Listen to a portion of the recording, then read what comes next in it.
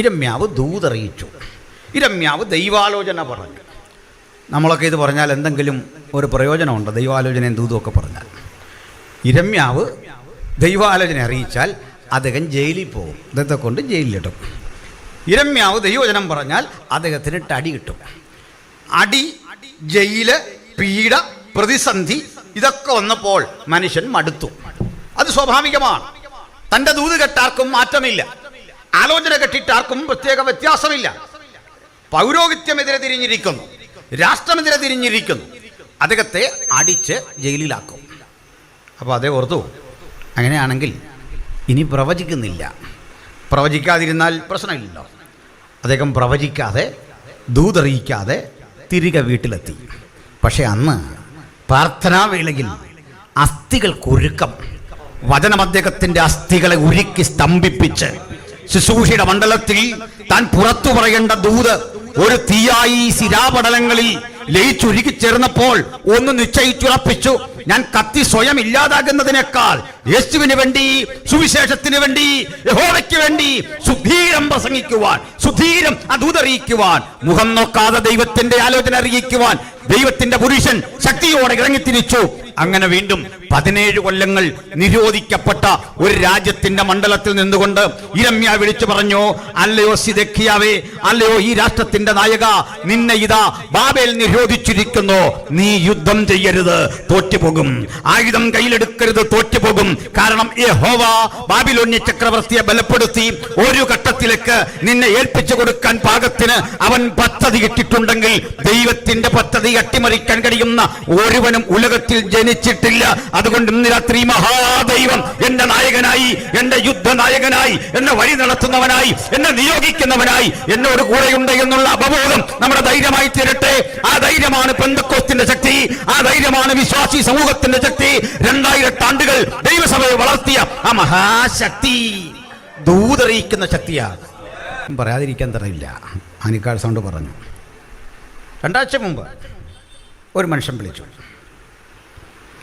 എൻ്റെ അറബി ഉച്ചാരണം തെറ്റിപ്പോയത് തിരുത്തം വിളിച്ച. ഞാൻ അറബി പറഞ്ഞാൽ എങ്ങനെ ശരിയാക്കുന്നത്? എനിക്കറിയാവുന്നൊരു ഭാഷ മലയാളമാണ്. അത് തന്നെ തക്ക സമയത്ത് ചില പദങ്ങൾ കിട്ടൂല. എൻ്റെ കാരണം ഞാൻ പറയാറുണ്ട്, ഞാൻ ഈ പൂഞ്ഞാർ മണ്ഡലത്തിലൊരു വോട്ടറാണ്. PC ജോർജാണ് ഞങ്ങളുടെ MLA. അതുകൊണ്ട് പറയാനറിയാം, പക്ഷേ തക്ക സമയത്ത് വേണ്ട വാക്ക്. പിന്നെ പ്രമേയമൊക്കെ ശക്തമായിട്ട് അവതരിപ്പിക്കും, കൊള്ളേണ്ടടുത്ത് കൊള്ളുകയൊക്കെ ചെയ്യും. പക്ഷേ നല്ല വേടൊന്നും സമയത്തിന് കിട്ടൂല. അതുകൊണ്ട് ഞാൻ ഈ അറബി ഉച്ചരിച്ചത് തെറ്റിപ്പോയതല്ല, പ്രൊനൗൺസിയേഷൻ, ഉച്ചാരണം തെറ്റിപ്പോയി. അറബിയല്ല, നമ്മൾ ഇംഗ്ലീഷ് പറഞ്ഞാലും തെറ്റിപ്പോവും. ഇപ്പോൾ നമ്മുടെ സാഗ്ഡോൾ സാർ ഇവിടെ ഇരിപ്പുണ്ട്. അപ്പോൾ അദ്ദേഹം നന്നായിട്ട് ഇംഗ്ലീഷ് സംസാരിക്കുന്ന ആളാണ്. നമ്മൾ സംസാരിക്കും, പക്ഷേ നമ്മൾ ഒരുമിച്ച് സംസാരിച്ച് കഴിഞ്ഞാൽ വരാൻ പോകുന്ന ഒരു പ്രശ്നം, സായിപ്പ് ഇത് കേട്ടാൽ പറയും എൻ്റെ ഭാഷയും തൻ്റെ ഭാഷയും തമ്മിൽ നല്ല സാമ്യം, ഇതേത് ഭാഷയാണെന്ന് ചോദിക്കും. ഒരുപോലെ ഇരിക്കും. അങ്ങനെയാണ്. ഇങ്ങനൊരു പ്രശ്നമുണ്ട്. അപ്പോൾ വേറൊരു കാര്യം പറയാനാണ്. ഇതൊക്കെയാണെങ്കിൽ ഞാൻ അടുത്ത കാലത്ത് സ്പാനിഷ് പരിഭാഷപ്പെടുത്തി നമ്മുടെ AC ചർച്ചിൽ. അത് സാറ് ചോദിച്ചാൽ മനസ്സിലാവും. ഇംഗ്ലീഷാന്നോർത്ത് അവിടെ ചെന്നപ്പോൾ ഈ സായിപ്പ് പറയുന്നത് സ്പാനിഷാണ്. ഇത് തന്നെ ആർക്കും പിടികിട്ടുന്നില്ല. അപ്പോൾ ഈ സ്പാനിഷ് ഇംഗ്ലീഷിലാക്കണം, ഇംഗ്ലീഷ് നമ്മൾ മലയാളത്തിലാക്കണം. ഈ 3 ഘട്ടം കൈമാറി വരുമ്പോഴേക്കും ഇതിൻ്റെ ആ ഫ്ലോ നഷ്ടപ്പെടുക. ആ രംഗമൊന്നാലോചിച്ച് സഖായി മരത്തിൽ കീറുന്നു എന്നൊക്കെ അദ്ദേഹം ഇങ്ങനെ ശക്തിക്ക് പറയുന്നു. ഇപ്പുറത്ത് വരുമ്പോൾ ഒരല്പകടെ ശക്തി ചോരുന്നു, എൻ്റെ കിട്ടുമ്പോൾ അത് തീരെ ചോരുക. അപ്പോൾ ഞാൻ ഒരു തവണ കഴിഞ്ഞിട്ട് പറഞ്ഞു, ഇനിയിപ്പോൾ ഈ ഇടനില വേണ്ട. അല്ലാതെ തന്നെ എൻ്റെ ജീവിതം മുഴുവൻ പരാജയം ഇടനിലയായിരുന്നു. അതുകൊണ്ട് മനസ്സിലായില്ല, ഈ ഏലിയാവിൻ്റെ ഇടയ്ക്ക് നിൽക്കുന്ന കാക്കയാ വിഷയം. അത് തിന്നേച്ച് ബാക്കി കൊണ്ട് തരിക നമുക്ക്. അതുകൊണ്ട് ഇടനിലയുടെ കേസിട്ട് നമ്മൾ പണ്ടേ വിട്ടാണ്. അതുകൊണ്ട് ഞാനിവിടെ നിൽക്കാം, അദ്ദേഹം സ്പാനിഷ് സംസാരിച്ചോട്ടെന്ന് പറഞ്ഞു. ഞാൻ ഇദ്ദേഹത്തോട് ഒരു വിധത്തിൽ ഇങ്ങനെ സംസാരിച്ച് ഈ പ്രസംഗ വിഷയം എന്താണെന്ന് മനസ്സിലാക്കി. അദ്ദേഹം അവിടെ സ്പാനിഷിൽ സംസാരിച്ചു, ഞാൻ മലയാളത്തിൽ ട്രാൻസ്ലേറ്റ് ചെയ്തു. അപ്പോൾ അതിനകത്തൊരു പ്രത്യേകതയുണ്ട്. അവിടെ ഇനി സ്പാനിഷ് അറിയാവുന്ന ഒരാളുണ്ടെങ്കിലും കുഴപ്പമില്ല.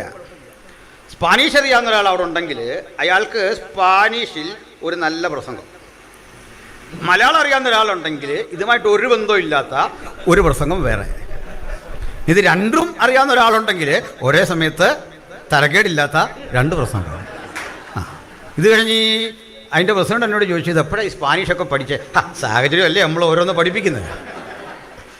ചുരുക്കി പറഞ്ഞാൽ ഈ ഇഖ് അറ എന്നൊരു പ്രയോഗമുണ്ട്. ഇഖ് അറ എന്ന് പറഞ്ഞാൽ യു ഹാവ് ടു റീഡ് എന്നാണ് അറബിയിൽ, വായിക്കുക. അപ്പോൾ മറുപടി മ അനബി ഇഖ്റീൻ, എനിക്ക് വായിക്കാൻ അറിയില്ല. അപ്പോൾ എൻ്റെ അറബി കേട്ടിട്ട് ഒരു അറബി മാഷ് വിളിച്ചിട്ട് പറഞ്ഞു, ബ്രദറിൻ്റെ അറബി ഞാൻ ഉച്ചാരണം ശരിയാക്കി തരാം, അതിന് ബുദ്ധിമുട്ടുണ്ടോ എന്ന് ചോദിച്ചു. ഞാൻ പറഞ്ഞു അതിന് ബുദ്ധിമുട്ടില്ല. അദ്ദേഹം കുറേ കാര്യങ്ങളെല്ലാം ഇങ്ങനെ പറഞ്ഞു. എന്നിട്ട് പറഞ്ഞു, ഞാൻ ബ്രദറിൻ്റെ ഈ വീഡിയോ ഒക്കെ കേട്ടിട്ട് എനിക്ക് വല്ലാത്തൊരു വിഷമമായിരുന്നു. അങ്ങനെ കുറേ കേട്ടപ്പോൾ 17 വർഷം സൗദി അറേബ്യയിൽ ആൾ അറബി പ്രൊഫസറായിരുന്നു. അത് മാസ്റ്റർ ഡിഗ്രി ഒക്കെ കഴിഞ്ഞുള്ള അതാണ്, ചുമ്മാ ആളല്ല, അറബി ലിറ്ററേച്ചറാണ്. അതിന് മദ്രാസിലായിരുന്നു. അപ്പോൾ ഡയാലിസിസ് ഒക്കെ ചെയ്ത് വീട്ടിൽ കഴിയുക, പ്രായമുണ്ട്. ഇതിന് ശേഷം ഞാൻ പോയിട്ട് വീണ്ടും എൻ്റെ മതഗ്രന്ഥങ്ങളും ഒക്കെ എടുത്തൊന്ന് പഠിച്ചിട്ട് ആ പഴയ വിശ്വാസം കിട്ടുന്നില്ല. എൻ്റെ വിശ്വാസത്തിൻ്റെ ശക്തി ചോരുന്ന പോലെ ഒരു അവിശ്വാസം കയറി വരിക. നടത്ത സംഭവം ഞാൻ വൈഫിനെ കേൾപ്പിച്ചു. ലോകത്താരും വിശ്വസിച്ചാൽ നമ്മുടെ പെണ്ണുങ്ങളാണ് വിശ്വസിക്കാത്തത്. ഒരു വേറെ ദൂതൊക്കെ വിശ്വസിക്കും, നമ്മൾ പറഞ്ഞാൽ വലിയ അവിശ്വാസമാണ്. അപ്പോൾ അതുകൊണ്ട് ഞാൻ ഈ ഫോൺ കേൾപ്പിച്ചു. അദ്ദേഹം പറയാം, ബ്രദറെ ഞാൻ ഇന്നലെ വൈകിട്ട് ജീസസിനോട് പ്രാർത്ഥിച്ചു. Praise the Lord. ജീസസ് എനിക്ക് വലിയ സൗഖ്യം ശരീരത്തിന് തന്നു. അതുകൊണ്ട് ഇങ്ങനെ ഒത്തിരി രഹസ്യ ക്രൈസ്തവരെ കർത്താവ് തന്നുകൊണ്ടിരിക്കുകയാണ്. അനേക അരിമത്തയിലെ യോസേഫും നിക്കോദിമോസും പിറവി കൊള്ളുകയാണ് നമുക്ക്. ഈ പാൻഡമിക് കാലത്തെ പ്രത്യേകതയാന്ന് പറയാനാവുന്നത്. ഹല്ലേലൂയ. അപ്പോൾ ഈ പാൻഡമിക് കാലത്ത് പകർച്ചവ്യാധികൾ കൊണ്ട് നിരോധനം ഏർപ്പെടുത്തിയ ഈ കാലത്ത് നമുക്ക് പ്രവർത്തിക്കാൻ ഒരു ബന്ധനവുമില്ല. പ്രവർത്തിച്ചോണം, ശക്തിയോടെ പ്രവർത്തിച്ചോണം ദൈവത്തിൻ്റെ മക്കൾ. ഹല്ലേലൂയ. അപ്പോൾ ഇരമ്യാവിലേക്ക് വരാം. അപ്പോൾ ഇരമ്യാവ് ജീവിച്ചിരുന്ന കാലത്തെ പ്രതിസന്ധി മനസ്സിലായോ? തെക്കേ രാജ്യമെന്നറിയപ്പെടുന്ന യഹൂദ്യ ഭരിച്ച സിദെക്കിയാവ് യഹൂദ്യ ഭരിക്കുമ്പോൾ നെബൂഖദ്നേസർ എന്ന അയൽ രാജ്യത്തിലെ ചക്രവർത്തി ഈ രാജ്യത്തെ നിരോധിച്ചു. നിരോധനം നേരിടാൻ യുദ്ധസാമഗ്രികൾ തയ്യാറാക്കി പ്രതിരോധിക്കാൻ ഒരുമ്പെടുമ്പോൾ ഇരമ്യാവ് പറഞ്ഞു, പോകരുത്, തോറ്റുപോകും. തയ്യാറെടുക്കരുത്, തോറ്റുപോകും. തോൽക്കുമെന്ന് ഉറപ്പുണ്ടെങ്കിൽ യുദ്ധത്തിന് പോകരുത്. സ്തോത്രം. അപ്പോൾ ഇത് കേട്ടിട്ട് സിദെക്കിയാവിന് വിശ്വാസം വന്നില്ല. അയാൾ ഇരമ്യാവെ ജയിലിലാക്കി. കാവൽപുരമുറ്റത്ത് ജയിൽ സജ്ജീകരിച്ച് അവിടെയാക്കി. ഇരമ്യാവ് ദൂത് പറഞ്ഞു, ഈ നാട് പിടിക്കപ്പെടും, ഈ ദേശം പിടിക്കപ്പെടും. പുരോഹിതന്മാർ കയ്യാമം വെച്ച് ചാട്ടവാറിന് അടിയേറ്റു വാങ്ങി തെരുവീതിയിലൂടെ യാത്ര ചെയ്യേണ്ടി വരും. ബാബിലോണിന്റെ മണ്ഡലത്തിലേക്ക് തോറ്റു തുന്നം പാടിയ ഒരു വിലാപത്തിന്റെ ശബ്ദത്തോടെ നിങ്ങൾ തിരിച്ചു പോകേണ്ടി വരും.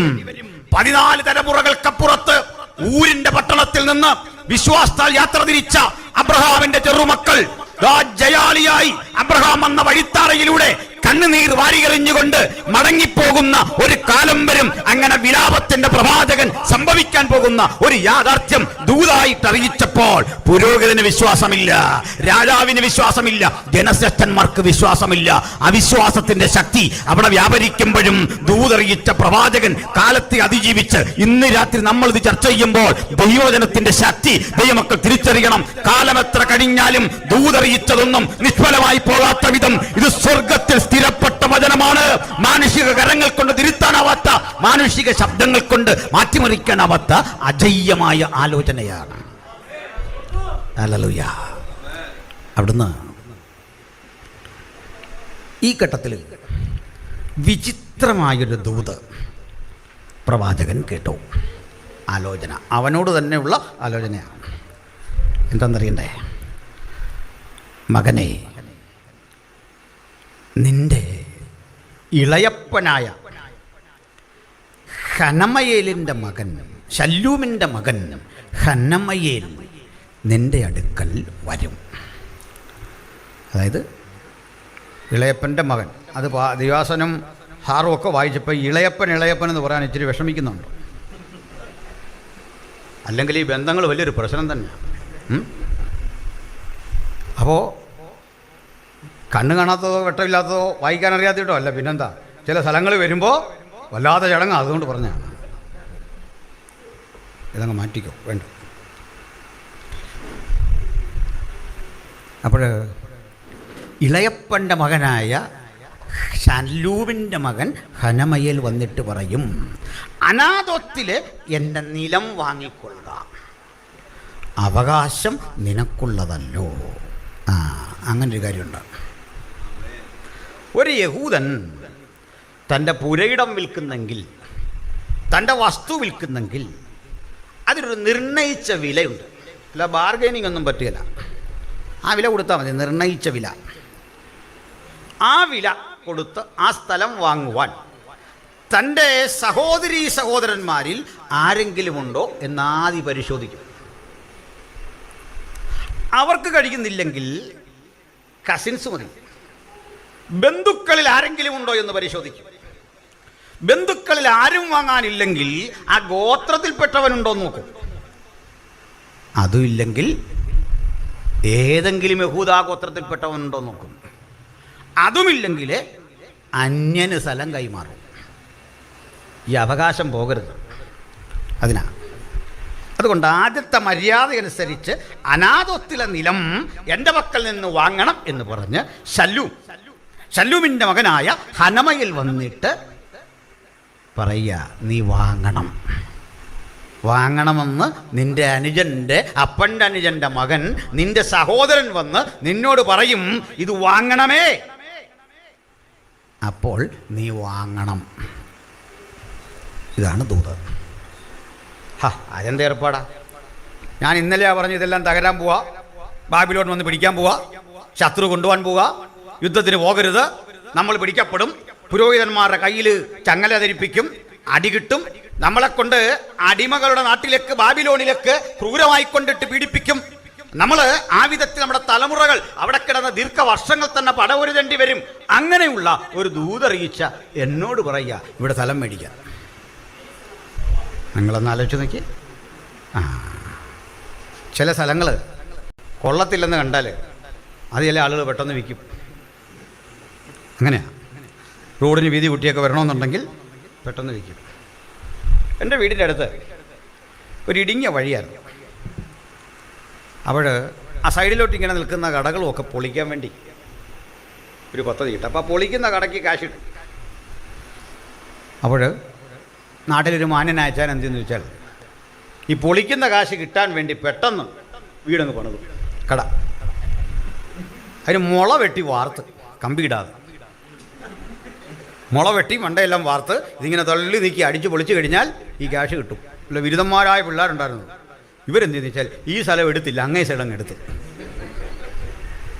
ചുമ്മാ കളിപ്പിക്കാൻ നോക്കി ഇങ്ങനെയൊക്കെ പണി കിട്ടും. അതായി പറഞ്ഞു. അപ്പോൾ പിന്നെ പുള്ളി തന്നെ അത് പൊളിച്ച് കളയേണ്ടി വന്നു. അങ്ങനെയാണ്. വയ്യാവേലി ഉണ്ടാക്കി വെച്ചാൽ ചില സാധനം നമ്മൾ ഉണ്ടാക്കി വെക്കുന്ന ഇത് ഏതാണ്ട് പ്രതിഫലം കിട്ടുമെന്നത് കിട്ടുന്ന നമ്മുടെ നിലമണ്ട വീഴും, സൂക്ഷിച്ചില്ലെങ്കിൽ. അതാ പ്രശ്നം. നമ്മുടെ മണ്ട തന്നെ വീഴും. കാരണം ഇത് മുളയിലാണ് പണിതിരിക്കുന്നതാ. പച്ചമുളയ്ക്ക് വാർത്ത കാര്യം നടക്കും. 10 മിനിറ്റ് നേരത്തേക്ക് നിൽക്കുള്ളൂ. പോട്ടെ.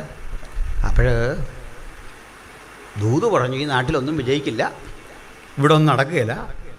അവനോട് പറയുക, പിറ്റേന്ന് നീ അവിടെ തന്നെ സ്ഥലം വാങ്ങണം. അവിടെ തന്നെ സ്ഥലം വാങ്ങി അത് തൂക്കിക്കൂട്ടണം വില. തൊട്ടടുത്ത ദിവസം ഹനമയേൽ വന്നു. കഴിഞ്ഞ രാത്രി ആലോചന കിട്ടി, നിന്റെ ഇളയപ്പൻ്റെ മകൻ അവിടെ വരും. ഇന്ന് ആലോചന കിട്ടി. അവിടേക്ക് അവൻ വന്നു. എന്നിട്ട് പറഞ്ഞു, സഹോദരാ, അനാഥോത്തിലെ എൻ്റെ നിലം വാങ്ങണം, അവകാശം നിനക്കുള്ളതല്ലോ. അവനോട് ചോദിച്ചു, വില എന്താകും? അതിനെഴുതിക്കുക, ന്യായവും പതിവും അനുസരിച്ച് 17 ശേക്കൽ വെള്ളി തൂക്കിക്കൊടുത്ത് ആധാരങ്ങളെ എഴുതി മുദ്ര വെച്ചു, ഒപ്പിടിവിച്ചു, സാക്ഷികളെ വരുത്തി, അവിടെ നിന്ന് ആളുകളെയൊക്കെ വരുത്തി. ഈ ആധാരം ചുരുട്ടി ഭദ്രമാക്കി. അവരൊക്കെ നാട്ടിൽ 2 ആധാരമുണ്ട് ഒരു ഭൂമിക്ക്. 2 പേരുടെ പേരിലല്ല, ഒരാളുടെ പേരില്ല. അത് പറയാൻ ഒത്തിരി നേരം വേണം, ഞാൻ വിശദിക്കുന്നില്ല. ഇത് മുളന്തണ്ടിലോ മൺഭരണിയിലോ സൂക്ഷിച്ച് അടച്ച് സീൽ ചെയ്ത് വെക്കുക. അത് തുറക്കില്ല. ഈ ആധാരം തുറക്കുന്നത് നിർണായക ഘട്ടത്തിലാണ്. നിർണായക ഘട്ടത്തിൽ, അവകാശ തർക്കം ഉറ്റി നിൽക്കുന്ന ഘട്ടത്തിൽ ഈ ആധാരം തുറക്കും. ആധാരം തുറക്കുന്നത് ഭീതിജനകമായൊരു ഓർമ്മയാ. ഇതിനാ വെളിപ്പാടത്തിൽ പറഞ്ഞത്, പുസ്തകം തുറക്കാനും മുദ്ര ഭേദിക്കാനും യോഗ്യനായി ഞാൻ ആരെയും കണ്ടില്ല. മനുഷ്യശാഖയ്ക്ക് ഭവിക്കാനിരിക്കുന്ന ജീവിത വിപത്തുകളെക്കുറിച്ച് എഴുതി വെച്ച ഈ ഗ്രന്ഥച്ചുരുൾ ഭേദിക്കാൻ യോഗ്യനായി കാണാതിരിക്കെ ഇതാ ഒരുവൻ പറയാ, കരയണ്ട, ഇസ്രയേൽ ഗോത്രത്തിന്റെ, യഹൂദാ ഗോത്രത്തിന്റെ സിംഹമായവൻ, ദാവീദിന്റെ വേരായവൻ പുസ്തകവും അതിലെ മുദ്രയും ഭേദിപ്പാൻ ജയം പ്രാപിച്ചിരിക്കുന്നു. അതിന്റെ അർത്ഥം അടച്ചുവെച്ച ആധാരം തുറക്കാൻ പാടില്ല, അധികാരമുള്ളവനെ പറ്റൂ. അതാ യിരെമ്യാവ് ഇത് സജ്ജീകരിച്ചിട്ട് ഈ തുറന്ന ആധാരം രണ്ടും ബാരൂക്കിൻ്റെ കയ്യിൽ കൊടുത്തു. ഈ ബാരൂക്ക് രായസക്കാരനാണ്. എന്താ രായസക്കാരനെന്ന് പറഞ്ഞാൽ മനസ്സിലായോ? ഞങ്ങളുടെ അമ്മയുടെ അടുത്ത് വന്നിട്ടൊരു പയ്യൻ പറഞ്ഞു, ഒരു ആളിനെ പരിചയപ്പെടുത്തി വഴിക്ക് പറഞ്ഞു, ബോസ് കുട്ടി MD കാരൻ അമ്മച്ചിക്ക് അറിയാമെന്ന് ചോദിച്ചു. അമ്മച്ചി പറഞ്ഞു, എവിടെ? അവൻ ഈ മുക്കുടക്കാരനാണ്. ഞാനവനെ ചെറുപ്പം മുതലേ അറിയുന്നില്ല. ഞങ്ങളുടെ അമ്മയോട് ഒന്നോട് പറയാ, ബോസ് കുട്ടി MD കാരനാണ്. അമ്മ പറഞ്ഞു, ഞാനവനെ ചെറുപ്പം മുതലേ അറിയുന്ന, അവൻ ഈ മുക്കുടക്കാരനാണ് എന്ന് പറഞ്ഞില്ല. രായസക്കാരൻ മനസ്സിലായി, മലയാളമാണ്. അർത്ഥം ഈ പകർത്തി എഴുതുക, ക്ലാർക്കാ, പ്രൈവറ്റ് സെക്രട്ടറി, പറയുന്ന കേട്ട് എഴുതുക, എഴുതാൻ വരിക. അദ്ദേഹത്തിൻ്റെ കയ്യിലേക്ക് ഇതെല്ലാം കൊടുത്തു. ഇസ്രയേലിൽ 3 തരം ആളുകളുണ്ട് ഈ ജോബ്. അതായത് ഒരുത്തനെ വേലക്കാരൻ പറയും, കൂലിക്കാരൻ എന്ന് പറയും, പിന്നെ ബാല്യക്കാരൻ. ഇങ്ങനെ 3 ടൈപ്പാണ്. വേലക്കാരനുണ്ട്, ബാല്യക്കാരനുണ്ട്, കൂലിക്കാരനുണ്ട്. കൂലിക്കാരൻ എന്ന് പറഞ്ഞാൽ ഡെയിലി വേജസാണ്. തൊഴിലുറപ്പെന്നൊക്കെ നമ്മൾ പറയുമല്ലോ. 6 മണി നേരത്തും 3 മണി നേരത്തും 9 മണി നേരത്തും വന്നിട്ട് കൂലി ഒരുപോലെ. അതാണ് കൂലിക്കാരൻ. വേലക്കാരനുണ്ട്, സാലറിയാണ്, മാസശമ്പളം. ഇനി ബാല്യക്കാരനുണ്ട്, പ്രൈവറ്റ് സെക്രട്ടറി, അവൻ വീട്ടിലെ അംഗം പോലാണ്. ഇതുപോലൊരാളാണ് ബാരൂക്ക്. ബാരൂക്ക് വന്നിട്ട് നിഴൽ പോലെ നടക്കുക ദൈവപുരുഷൻ്റെ കൂടെ. ഇതെല്ലാം അങ്ങോട്ട് കൊടുത്തിട്ട് പറഞ്ഞു, മകനെ, ഞാൻ വാങ്ങിയ അനാഥോത്തിലെ നിലം കാലമേറെ കഴിയുന്ന ശേഷം സമ്പൽ സമൃദ്ധി കൊണ്ട് തമ്പുരാൻ അനുഗ്രഹിക്കും. മാത്രമല്ല, ഇതൊരു സൂചനയാ. ഇവിടെ ഇനിയും വിൽപ്പന നടക്കും, ഇനിയും വാങ്ങൽ നടക്കും, ക്രയവിക്രയങ്ങൾ നടക്കും, ഭൂമി പതിവ് നടക്കും. മനുഷ്യ ജീവിതം പഴയതുപോലെ വീണ്ടും പവിത്രമാക്കി മാറ്റിക്കൊണ്ട്, സുസജ്ജമാക്കി മാറ്റിക്കൊണ്ട്, നഷ്ടപ്പെട്ടു പോയ മണ്ഡലങ്ങളിൽ നിന്ന് ഒരു പുനരുദ്ധാരണത്തിന്റെ ഘട്ടം വരും എന്ന് പറഞ്ഞ് അഡ്വാൻസായി ഈ ദുരന്ത ഭൂമിയിൽ സ്ഥലം വാങ്ങാൻ തന്റെ മകനോട് ദൈവം കൊടുത്ത ആലോചനയുടെ കാരണമെന്ത്? ഇതാ തകർന്നു കിടക്കുന്ന ഭൂമി ആരും വാങ്ങാതിരുന്നപ്പോൾ ഭക്തോട് പറയുക, അരുളപ്പാട് എന്റെതെങ്കിൽ, ആലോചന എന്റെതെങ്കിൽ, ഒരിക്കലും നന്നാവില്ലെന്ന് കരുതുന്ന മണ്ഡലങ്ങളെ ശക്തീകരിക്കാൻ ഞാൻ നിന്റെ പ്രവൃത്തിയെ ഉപയോഗിക്കുന്ന ദൈവമാണ്. ഒരു വിധത്തിലും ഉദ്ധരിക്കപ്പെടാത്ത മേഖലകളിൽ നീ ഇതാ മുതൽ മുടക്കിക്കൊള്ളുക, നീ ഇതാ പ്രവർത്തിച്ചു കൊള്ളുക, നീ ഇതാ സജ്ജനായിക്കൊള്ളുക, നീ ഇതാ ഇറങ്ങിത്തിരിച്ചു കൊള്ളുക.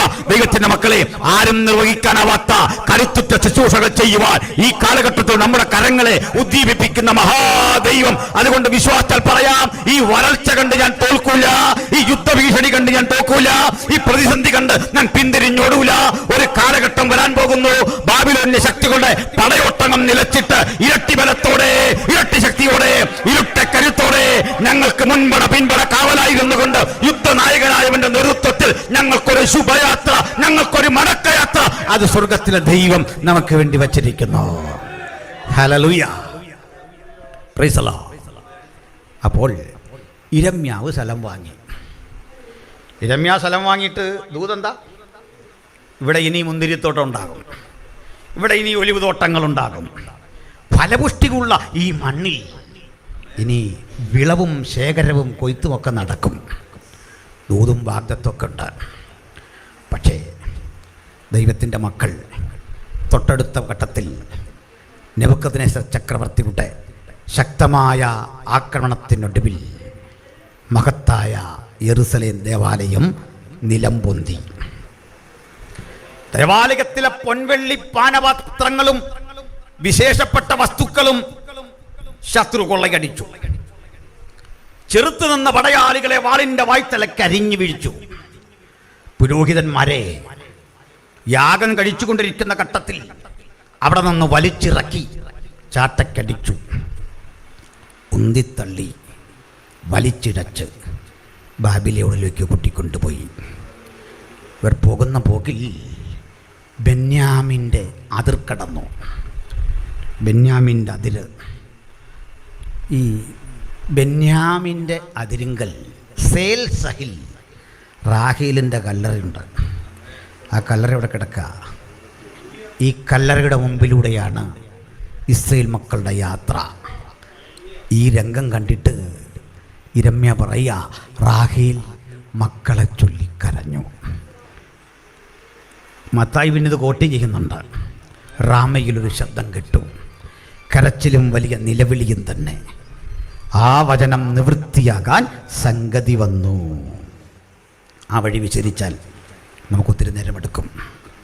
ബാബിലോണിൽ പോയി ഇസ്രായേൽ മക്കൾ. ഇരമ്യാവിൻ്റെ നിലം ശത്രു ചവിട്ടി ഉഴുതുമറിച്ച് ഒന്നിനും കൊള്ളാത്ത നിലയിലാക്കി. ആഴ്ചകൾക്കപ്പുറത്ത് ദൈവാലോചന കെട്ട് വാങ്ങിയ ഭൂമിയാ, ദൂത് കെട്ട് ഇറങ്ങിത്തിരിച്ചതാ, ആലോചന കെട്ട് ഇറങ്ങിത്തിരിച്ചതാ. പക്ഷെ ഇപ്പോൾ സംഭവിച്ചിരിക്കുന്നത് ശത്രു ഇതാ ഇതുവഴി തേരോടിക്കുന്നു. ഇതാ ഇവിടെ എല്ലാം തകർത്ത് കളഞ്ഞുകൊണ്ട് ഈ മണ്ണ് മുഴുവൻ ഉഴുതുമറിച്ചിരിക്കുന്നു. കേട്ട ദൂതൊന്ന്, നിവൃത്തി മറ്റൊന്ന്. പലപ്പോഴും പ്രതീക്ഷയ്ക്ക് വിപരീതമായി ചിലതൊക്കെ സംഭവിക്കുമ്പോൾ മനസ്സിലൊരാശങ്ക, ഹൃദയത്തിലൊരു വേദന. എത്ര ചിലവിട്ടിട്ടും എത്ര കഷ്ടപ്പെട്ടിട്ടും എത്ര കണ്ണീരൊഴുക്കിയിട്ടും പ്രതീക്ഷ പോലെ ചിലത് തളിർവിടാതിരിക്കുമ്പോൾ ഭക്തൻ പറഞ്ഞുകൊള്ളണം, ഇതുകൊണ്ടൊന്നും ഞാൻ തോൽക്കില്ല. അറിയിപ്പ് തന്നവൻ, ദൂത് തന്നവൻ, ആലോചന തന്നവൻ ഉയരത്തിൽ വസിക്കുന്നുണ്ടെങ്കിൽ അവന്റെ വാക്കാണ് എന്റെ ബലമെങ്കിൽ, അവിടുത്തെ ആലോചനയാണ് എന്റെ ശക്തിയെങ്കിൽ, ആ വാക്ക് കേട്ടാണ് ഞാനിത് വാങ്ങിയെങ്കിൽ, എന്റെ നഷ്ടങ്ങളെ, എന്റെ ദുഃഖങ്ങളെ, എന്റെ പരിമിതികളെ ഒക്കെ മാറ്റിക്കൊണ്ട് ഏറ്റവും മനോഹരമായ അവസ്ഥയിൽ ഈ നിലം ഒരിക്കൽ ഫലവത്താകുന്ന സുദൃഢമാകുന്ന ഒരു കാഴ്ച കാണാൻ ഈ കണ്ണുകൾ ശക്തീകരിക്കുന്ന ഒരു ദൈവമുണ്ട്. വിശ്വസിച്ചാട്ട ദൈവത്തിന്റെ മക്കളെ, നിരാശയുടെ ഘട്ടങ്ങളെ താണ്ടി അതിജീവനത്തിന്റെ പോരാട്ടത്തിൽ ഒരു പുതിയ അധ്യായം കൂടി എഴുതിപ്പിടിപ്പിക്കാൻ കരയുന്ന പ്രവാചകന്റെ ഹൃദയത്തോട് തമ്പുരാൻ കൂടിയിരിക്കുന്നെങ്കിൽ, അവന്റെ ഉള്ളത്തിൽ ദൈവത്തിന്റെ ആലോചനയുണ്ടെങ്കിൽ, ഇവിടെ ഉഴുതുമറിച്ചത് കണ്ടൊന്നും അവന് വേദനയില്ല. ഒരു കല്ലല്ല, നീണ്ട 70 കൊല്ലം. നോക്കണേ, നമ്മൾ വേദപുസ്തക കണക്കനുസരിച്ച് ഒരു തലമുറ എന്ന് പറയുന്നത് 40 വർഷമാണ്. അതിനുശേഷം ഈ 30 കൊല്ലം കൂടെ 70 കൊല്ലം ഇസ്രായേൽ മക്കൾ ബാബിലോണ്യ അടിമനുഖത്തിൽ അതിദുഃഖിതരായ ജീവിത പ്രതിസന്ധിയിലൂടെ കടന്നുപോയി.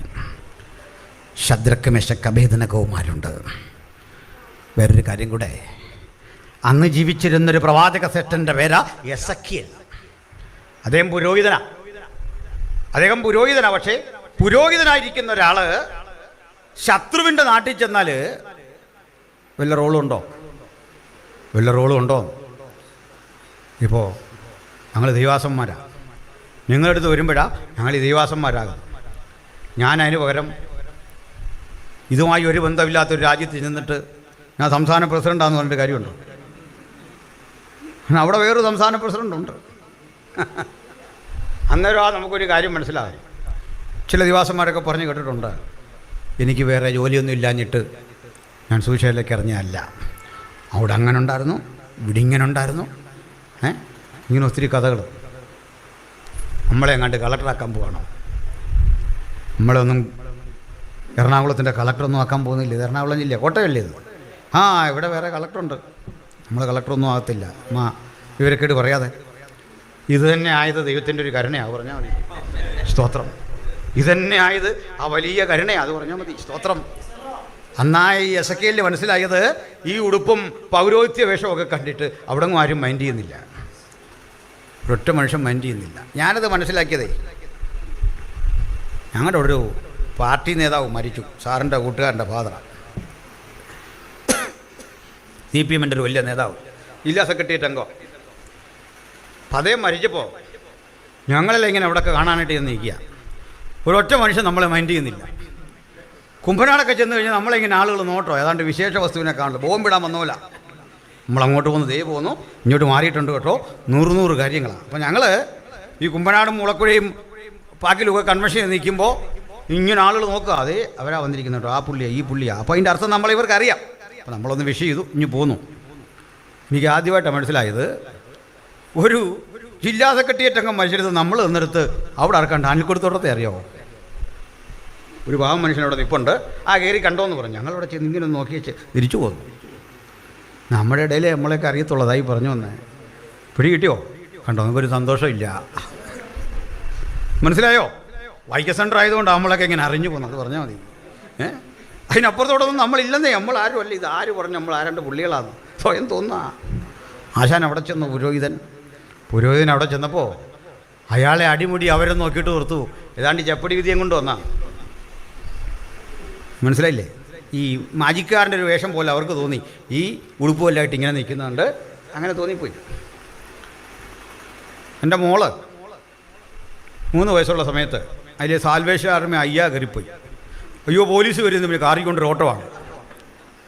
ഓടി വീട്ടിൽ കയറി, പോലീസ് വരുന്നുണ്ട്. അദ്ദേഹം സൂചനം പറയാൻ ലേക്കാണ്ട് പോയാൽ നല്ല മനുഷ്യനാണ്. പക്ഷേ അപ്പോൾ പോലീസ് വരുന്ന ഒരൊറ്റ ഓട്ടമായിരുന്നു. എന്താ കാര്യം? ചില വേഷവിധാനങ്ങൾ കണ്ടാൽ നമ്മുടെ ചിന്ത സംഭവം ഏതോ വലിയ സംഭവം. പുരോഹിതൻ അവിടെ ചെന്നു, മേലങ്കി ധരിച്ച് ആചാരവസ്ത്രം ധരിച്ച് അംശവടി പിടിച്ച് ഇങ്ങനെ നിൽക്കുക. പിള്ളേരെല്ലാം വന്ന് നോക്കിയിട്ട് പോയി, ഇതെന്താ സംഭവം?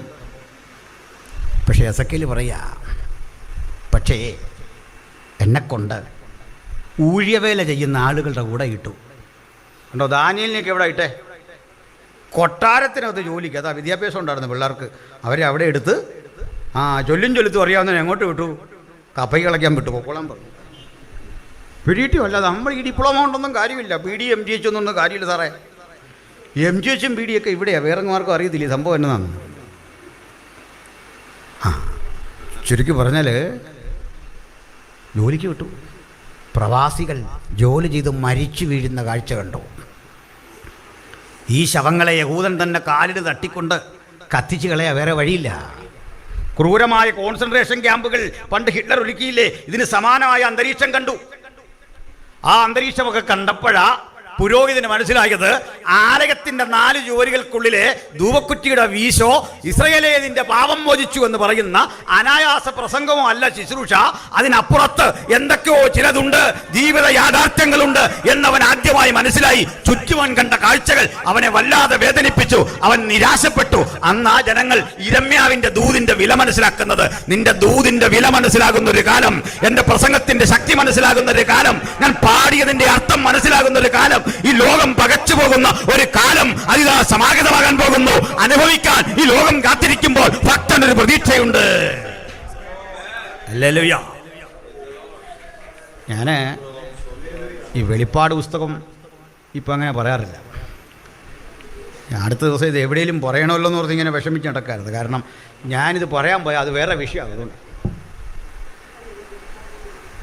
ദൈവരാജ്യമുണ്ട്, മൃഗത്തിൻ്റെ രാജ്യമുണ്ട്. 5-ാമത്തവൻ തൻ്റെ കലശം മൃഗത്തിൻ്റെ രാജ്യത്തിൽ സിംഹാസനത്തിൽ ഒഴിച്ചു. അത് ഇരുണ്ടുപോയി. ഇരുണ്ടൊരു ലോകം വരാൻ പോവാ. സേറ്റനിക്ക് ആധിപത്യത്തിൻ്റെ മീതെ ദൈവം നിൻ്റെ ന്യായവിധി അയക്കാൻ പോവാ. അതിനൊത്തിരി സിറ്റുവേഷൻ ഞാൻ കണ്ടുപിടിച്ച് വെച്ചിരിക്കുകയാണ്. ചില ആളുകൾ വിഷയം ഉണ്ടാക്കും. അതുകൊണ്ടാണ് ഇപ്പോൾ അത് പുറത്തോട്ട് വിടാത്തത്. ഈ അഭിപ്രായ വ്യത്യാസം മാറി പറഞ്ഞ ഉടനെ നമ്മളെ കൊല്ലാൻ പ്രാർത്ഥന നടക്കുന്ന ആളുകളുണ്ട്. ഇതുണ്ടോ? പേടിച്ചൊന്നുമല്ല, പേടിച്ചല്ല, ഉത്തമയത്തിൽ പറയല്ലേ, പ്രേമത്തിന് ഇഷ്ടമാകുവോളോ അതിനെ ഉണർത്തരുതെന്ന് പറഞ്ഞ പോലെ സമയം വരുന്നുണ്ട്. അന്നേരം ചെയ്യാൻ അവിടെ ഇരിക്കട്ടെ. സ്തോത്രം. അപ്പം നമുക്ക് അടുത്ത വിഷയത്തിലേക്ക് വരാം.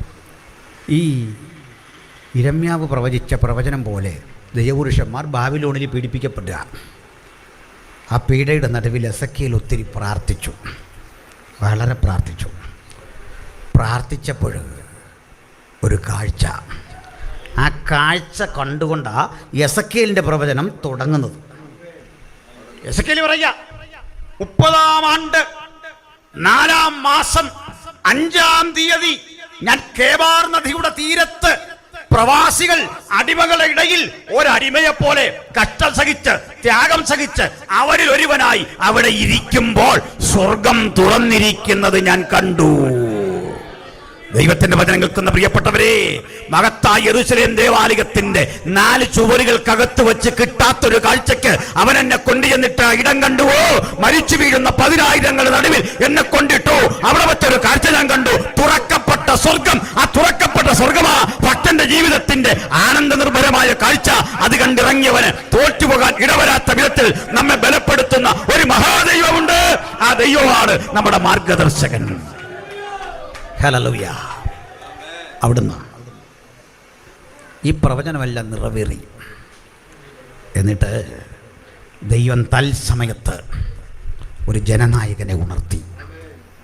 സെരുബ്ബാബേൽ, നെഹമ്യ, എസ്ര, ഈ 3 പേരുടെ കാലഘട്ടത്തിൽ ഇസ്രായേൽ മക്കൾ ഘട്ടം ഘട്ടമായി തിരിച്ചു വന്നു.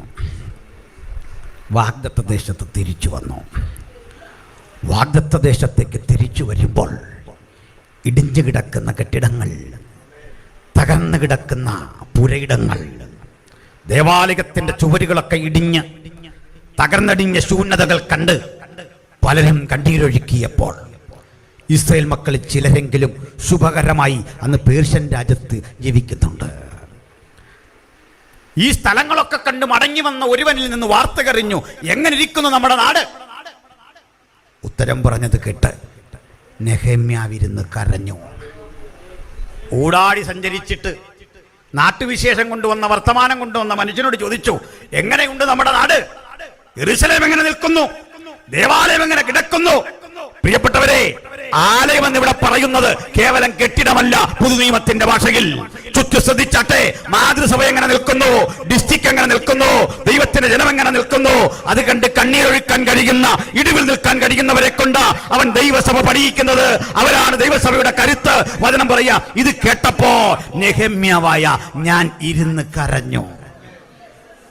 ഒരു കാര്യം ഓർത്തോ, തമ്പുരാന്റെ പാദപീഠത്തിൽ നിന്ന് കരയുക, പൊതു പ്രശ്നങ്ങളുടെ മധ്യത്തിൽ ഇടപെടുക, 2 ദൗത്യമാണ് ചെയ്തത്. ഉറങ്ങുമ്പോഴും ഭക്ഷണം കഴിക്കുമ്പോഴും കുളിക്കുമ്പോഴും ഒരു ഉടവാൾ കയ്യിൽ ധരിച്ചുകൊണ്ട്, അരയിൽ വാൾ ധരിച്ചുകൊണ്ട് ആരോ എതിരെ നിൽക്കുന്നു, എന്റെ ജോലിക്കെതിരെ, എന്റെ കർത്തവ്യ നിർവഹണത്തിനെതിരെ എന്ന ജാഗ്രതയോടെ ഭക്തൻ പ്രവർത്തിക്കുമ്പോഴൊക്കെ ഭക്തനൊരു കാര്യമറിയാം. പാനപാത്രം കയ്യിലെടുത്ത് രാജാവിന് ഒഴിച്ചു കൊടുത്ത ശീലം മാത്രമേ ഉള്ളൂ. ഈ കരങ്ങൾ പോരാ യുദ്ധം ചെയ്യാൻ. പക്ഷെ എന്റെ വകത്താരിൽ ഒരു ആത്മാർത്ഥത ഇരമ്പുന്നു, എന്നെ കൊണ്ട് ചെയ്തെടുക്കാൻ കഴിയുന്ന ചില കാര്യങ്ങളുണ്ട് എന്ന ഒരു ധൈര്യം എന്നെ ഭരിക്കുന്നു. അതുകൊണ്ട് സൻബല്ലത്ത് വരട്ടെ, തോബിയാവ് വരട്ടെ, ഞാൻ തോറ്റുകൊടുക്കാത്ത ഒരു ദൃഢനിശ്ചയത്തിന്റെ കരുത്ത് എന്റെ അന്തരംഗങ്ങളിൽ ഒരു ഉണർവായി പരിലസിക്കുന്നു. ഭക്തന് തോൽവിയില്ല, ദൈവമക്കൾക്ക് തോൽവിയില്ല. അങ്ങനെയാ സൻബല്ലത്തും തോബിയാക്കും വന്നേ. എങ്ങനെ എന്നാ പറഞ്ഞ വന്നേ? മോശപ്പെട്ട കാര്യം പറഞ്ഞല്ല വന്നേ. എന്താ പറഞ്ഞേ? ഫണ്ട് വേണ്ടേ തരാമെന്നും പറഞ്ഞു. ക്യാഷ് തരാം, സ്പോൺസർ ചെയ്യാം. നല്ല കാര്യമാണ്. നമ്മൾ ചെല്ലി ഈ സ്പോൺസർ എന്ന് കേൾക്കുമ്പോഴേ സ്പോന്ന് കേട്ടാൽ മതി, താഴെ വീഴും, മാങ്ങിപ്പോവും. അങ്ങനെയാ, അങ്ങനെ ഒരു പ്രശ്നമുണ്ട്. എന്നാൽ ഇതെല്ലാം കിട്ടാൻ ചോദിച്ചാലോ ഉള്ളതല്ലേ, പണിക്ക് ഞങ്ങൾ കൂടാം. രമ്യ പറഞ്ഞു, ഇപ്പോൾ തൽക്കാലം ഫണ്ട് വേണ്ട, സ്പോൺസർഷിപ്പ് വേണ്ട. പിന്നെ പറഞ്ഞു, നിന്നെക്കുറിച്ചൊരു പരാതിയുണ്ട്. എന്താ? നീ രാജാവിനെതിരെ ആളെ കൂട്ടുന്നു. നെഹമ്യാനറിയാം, എന്നെ വിട്ടത് രാജാവാണ്. രാജാവിനെതിരെ എന്ന് പറഞ്ഞാൽ വിലപ്പോവില്ല. അത് കഴിഞ്ഞൊറ്റപ്പണി ചെയ്ത് നൊവദ്യ എന്നു പേരായ ഒരു വ്യാജ പ്രവാചകിയെ ചട്ടം കെട്ടി നിർത്തി. ആര് വിളിച്ചു? നെഹമ്യാവ് ചെന്നു. നെഹമ്യാവ് ചെന്നിട്ട് നെഹമ്യാവിനോട് ദൂത് പറഞ്ഞു, സംഗതി പാളും. നെഹമ്യാവ് ആ ദൂത് അവസാനം വരെ കേട്ടുന്നു.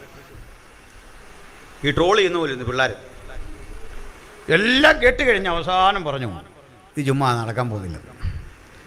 ലാശ് പറഞ്ഞ് നടക്കത്തില്ല, നിന്നെ യഹോവ അയച്ചിട്ടില്ല, നിനക്ക് സാധിക്കില്ല. എന്നെ അയച്ച ഒരു ദൈവമുണ്ട്. നിന്റെ വാക്ക് കെട്ടെൻ്റെ മനസ്സ് മന്ദീഭവിക്കില്ല. നിന്റെ വാക്ക് കെട്ടിട്ട് ഞാൻ പിന്തിരിഞ്ഞോടില്ല. നെഹമ്യാവ് പറയുന്നൊരു വാക്യമുണ്ട്, എന്നെപ്പോലെ ഒരുത്തൻ ഓടിപ്പോകുമോ? ഓരോ ഭക്തനും ശത്രുവിന്റെ നെഞ്ചത്ത് വിരൽ കുത്തിക്കൊണ്ട് തോൽവിയുടെ മുഖത്ത് നോക്കി വിളിച്ചു പറയട്ടെ, എന്നെപ്പോലെ ഒരുത്തൻ ഓടിപ്പോകുമോ? ആലോചനയുള്ളവൻ, പ്രാർത്ഥിച്ചവൻ, തമ്പുരാന്റെ തിരുസന്നിധി കരഞ്ഞവൻ, ആലോചന പ്രാപിച്ചവൻ പ്രാപിച്ചവൻ, ദൂത് പ്രാപിച്ചവൻ, എന്നെ പോലെ ഒരുത്തര ഓടിപ്പോകാൻ കഴിയില്ല, തോറ്റു തുന്നം പാടാൻ കഴിയില്ല, ഓടിപ്പോകില്ല. എന്നിട്ട് പറയാ, ആകയാൽ എന്നെ എന്ന് പറഞ്ഞ് തുടങ്ങിയിട്ട് പറയാ, ആകയാൽ അവന്റെ ദാസന്മാരായ ഞങ്ങൾ. ഇന്ന് രാത്രി നമുക്കും ഞങ്ങൾ എന്ന ശബ്ദത്തോട് ചേർന്ന് നിൽക്കാം, നമുക്ക് ഒരുമിച്ച് ചേർന്ന് നിൽക്കാം, ഐക്യആത്മാവിൽ പറയാം, അവന്റെ ദാസന്മാരായ ഞങ്ങൾ, ഞങ്ങൾ, അവന്റെ ദാസന്മാരായ ഞങ്ങൾ ചേർന്ന് പണിയും. ഹല്ലേലൂയ. ക്ഷമിക്കണം, ഈ മഹാത്മജി അംബേദ്കറും തമ്മിൽ ഭയങ്കര ഉടക്കാൻ, എന്നും ഉടക്കാം, ഏറ്റുമുട്ടല. അപ്പം മഹാത്മജി അംബേദ്കറോട് ചോദിച്ചു, മിസ്റ്റർ അംബേദ്കർ, ഈ സ്വാതന്ത്ര്യ സമരമൊക്കെ വന്നിട്ട് നിങ്ങൾ എപ്പോഴും ഈ ബ്രിട്ടീഷുകാരുടെ പക്ഷത്ത് നിൽക്കുമല്ലോ തോന്നുന്നല്ലോ, എന്ത് ചെയ്യും നമ്മുടെ കൂടെ നിൽക്കാത്ത, രാജ്യസ്നേഹം ഇല്ലാത്ത, സ്വരാജ് ആ ബോധമില്ലാത്ത? അംബേദ്കർ പറഞ്ഞു, മഹാത്മജി, ഞങ്ങൾക്കൊരു രാജ്യമില്ല, പിന്നെ ഞങ്ങളെങ്ങനെ ഞങ്ങളുടേതെന്ന് പറയും? ഞങ്ങൾക്ക് രാജ്യമില്ല, ഞങ്ങൾക്ക് പ്രസ്ഥാനമില്ല, ഞങ്ങൾ എങ്ങനെ ഞങ്ങളുടേത് എന്ന് പറയും? ഞങ്ങളുടേതെന്ന് പറയത്തക്ക വിധം ഞങ്ങളെ ഇതിനുള്ളിൽ ആരും ഉൾക്കൊണ്ട് കാണുന്നില്ല. പക്ഷെ കാലവേറെ കഴിഞ്ഞു. ഭരണഘടനാ സഭയിൽ അംബേദ്കറെ നിർത്തി നോമിനേഷനൊക്കെ കൊടുത്തിട്ട് പരാജയപ്പെടുത്താൻ മഹാത്മജി ശ്രമിച്ചിട്ടുണ്ട്. അദ്ദേഹത്തിൻ്റെ രാഷ്ട്രീയ പാർട്ടി ശ്രമിച്ചിട്ടുണ്ട്, തോറ്റുപോയിട്ടുണ്ട്. ബ്രിട്ടീഷുകാർ പ്രചോദിപ്പിച്ചാണ് അംബേദ്കർ ഭരണഘടന നിർമ്മാണ സഭയിലെത്തുന്നത്. അന്ന് രസകരമായൊരു കാര്യമുണ്ടായി. അദ്ദേഹം താമസിച്ചൊരു ലോഡ്ജുണ്ട് ഇതിനൊക്കെ വേണ്ടി, ഒരു വീട് വാടകയ്ക്ക്, ഒരു പാർസിയുടെയാണ്. അപ്പോൾ പാർസി ഈ സുന്ദരനായ സുമുഖനായ ഒരു മനുഷ്യനെ കാണുന്നുണ്ട്, അദ്ദേഹത്തോട് ഇങ്ങനെ ഇടപെടുന്നുണ്ട്. അങ്ങനെ ഇരിക്കെ ഈ പാർസി ഒരു ദിവസം അറിഞ്ഞു ഇയാൾ അൺടച്ചബിളാണ്, അയിത്ത ജാതിക്കാരനാണ്, ഈ സൂട്ടും കൂട്ടുമൊക്കെ നടക്കുന്നുള്ളൂ. അദ്ദേഹം വന്നിട്ട് ഇതെല്ലാം പെട്ടിയിലെടുത്ത് എറിഞ്ഞു. അന്ന് പാർലമെൻറ്റിലെ ഡിബേറ്റ് എന്താണെന്നറിയോ? പാർസികളുടെ അവകാശങ്ങളെക്കുറിച്ച് ചർച്ചയ്ക്ക് പോയി മനുഷ്യൻ. അന്നാ പുള്ളി വെട്ടിയെടുത്ത് എറിഞ്ഞ്, എന്നെ ഇവിടെ കാണല്ലോ, പൊക്കോളാൻ പറഞ്ഞു. പക്ഷെ വികാരം അദ്ദേഹത്തെ ഭരിച്ചില്ല. പാർസികളെക്കുറിച്ചുള്ള ചർച്ചയിൽ തന്നെ ഇറക്കി വിട്ട മനുഷ്യനെക്കുറിച്ച്, ആ കമ്മ്യൂണിറ്റിയെക്കുറിച്ച് ഉള്ള വികാരമല്ല ഭരിച്ച വിവേകം. അദ്ദേഹം ഭരണഘടനയിൽ വ്യക്തമായി പാർസികളുടെ അവകാശം എഴുതി സ്ഥാപിച്ചു, അവർക്ക് എന്ത് കൊടുക്കണം. ഞാനിത്തരം പറഞ്ഞെന്താണെന്നറിയോ? ഭരണഘടന അനവധി ചർച്ചകൾക്ക് ശേഷം സ്ഥാപിതമാകുന്ന ഘട്ടത്തിൽ അതിൻ്റെ ആമുഖം നിങ്ങൾ പഠിക്കണം. എന്ത് പറഞ്ഞ ഇവിടെ അറിയോ? We the people of India. തുടക്കത്തിൽ എന്താ പറഞ്ഞത്? ഞങ്ങൾക്കൊരു രാജ്യമില്ല. ഇന്ത്യൻ ഭരണഘടന തുടങ്ങുമ്പോൾ പറയാ ഇന്ത്യൻ പൗരന്മാരായ ഞങ്ങൾ. ഇത് പറയാൻ പറ്റിയ എന്തുകൊണ്ടാണെന്നറിയണ്ടേ? ഭരണഘടന വന്നുകൊണ്ടാണ്.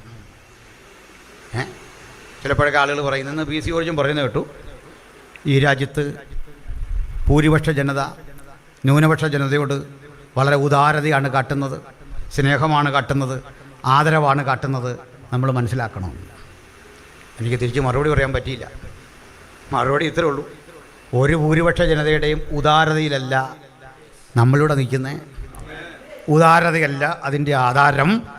ആരുടെ ഔദാര്യം? ഉദാരത അപ്പോൾ ഇച്ചിരി കട്ടിയായിപ്പോയി. ഔദാര്യം, ദിസ് ഈസ് അവർ റൈറ്റ്, ഇത് പൗരൻ്റെ അവകാശമാണ്. പ്രൈസലോ. ചുമ്മാ ഉദാരതയൊന്നും ആവശ്യമില്ലെന്നേ. അതൊക്കെ കൈവച്ചോ. ഉദാരത വേണേൽ നമ്മൾ അങ്ങോട്ട് തരാം, എത്ര എടുക്കുന്ന എടുത്തോ, ഉദാ പിടിച്ചോ, അങ്ങനെയൊന്നുമില്ല. അപ്പോൾ തുടക്കത്തിൽ വി ഇന്ത്യൻ പൗരൻ എന്ന് പറയത്തക്ക ആർജവം കമ്മ്യൂണിറ്റിക്ക് ഉണ്ടാക്കിയ അദ്ദേഹം. ഇതൊക്കെ നമുക്ക് പരസ്യത്തിൽ പറയേണ്ട കാര്യമാണ്. പോട്ടെ, നമുക്ക് അന്നേരം സംസാരിക്കാം. അവിടെ അതിൽ അടുത്ത വിഷയത്തിലേക്ക് വരാം. എന്തിനാ പറഞ്ഞെന്നറിയണ്ടേ? നെഹമ്യ അസ്തിത്വം നഷ്ടപ്പെട്ടെടുത്ത് നിന്നുകൊണ്ട് ഒരു ജനതയെ കരിപ്പിടിപ്പിച്ചു. സേമൊക്കെ തിരിച്ചു തന്നു. ഓരോരുത്തരും തങ്ങളാൽ കഴിയാവുന്ന ഒരു കോൺട്രിബ്യൂഷൻ തൻ്റെ സമൂഹത്തിന് കൊടുത്തു. ഞാൻ കർത്താവിൻ്റെ ദാസന്മാരോടൊക്കെ പറയാറുണ്ട്, ഇവിടെ നിങ്ങൾ അല്ലെങ്കിൽ ഞാൻ ഇവിടെ ഒരു ചർച്ചിലെ പാസ്റ്ററായി, അല്ലെങ്കിൽ ഡിസ്ട്രിക്റ്റിൻ്റെ സെക്രട്ടറിയായി, പ്രസിഡൻ്റായി, അല്ലെങ്കിൽ വൈസ് പ്രസിഡൻ്റായി, ഡിസ്ട്രിക്റ്റ് എനിക്ക് എന്ത് തന്നു എന്ന ചോദ്യത്തിനപ്പുറത്ത് ഈ ഡിസ്ട്രിക്റ്റിന് ഞാൻ എന്ത് ചെയ്തു, ഇങ്ങനെ വളരെ ഉള്ളൂ. പലപ്പോഴും നമ്മൾ എന്നെക്കുറിച്ച് തന്നെ പറയല്ലോ, എൻ്റെ ജീവിത പശ്ചാത്തലം നേരിട്ടറിയാവുന്ന അപൂർവം ചിലരിവിടുണ്ട്.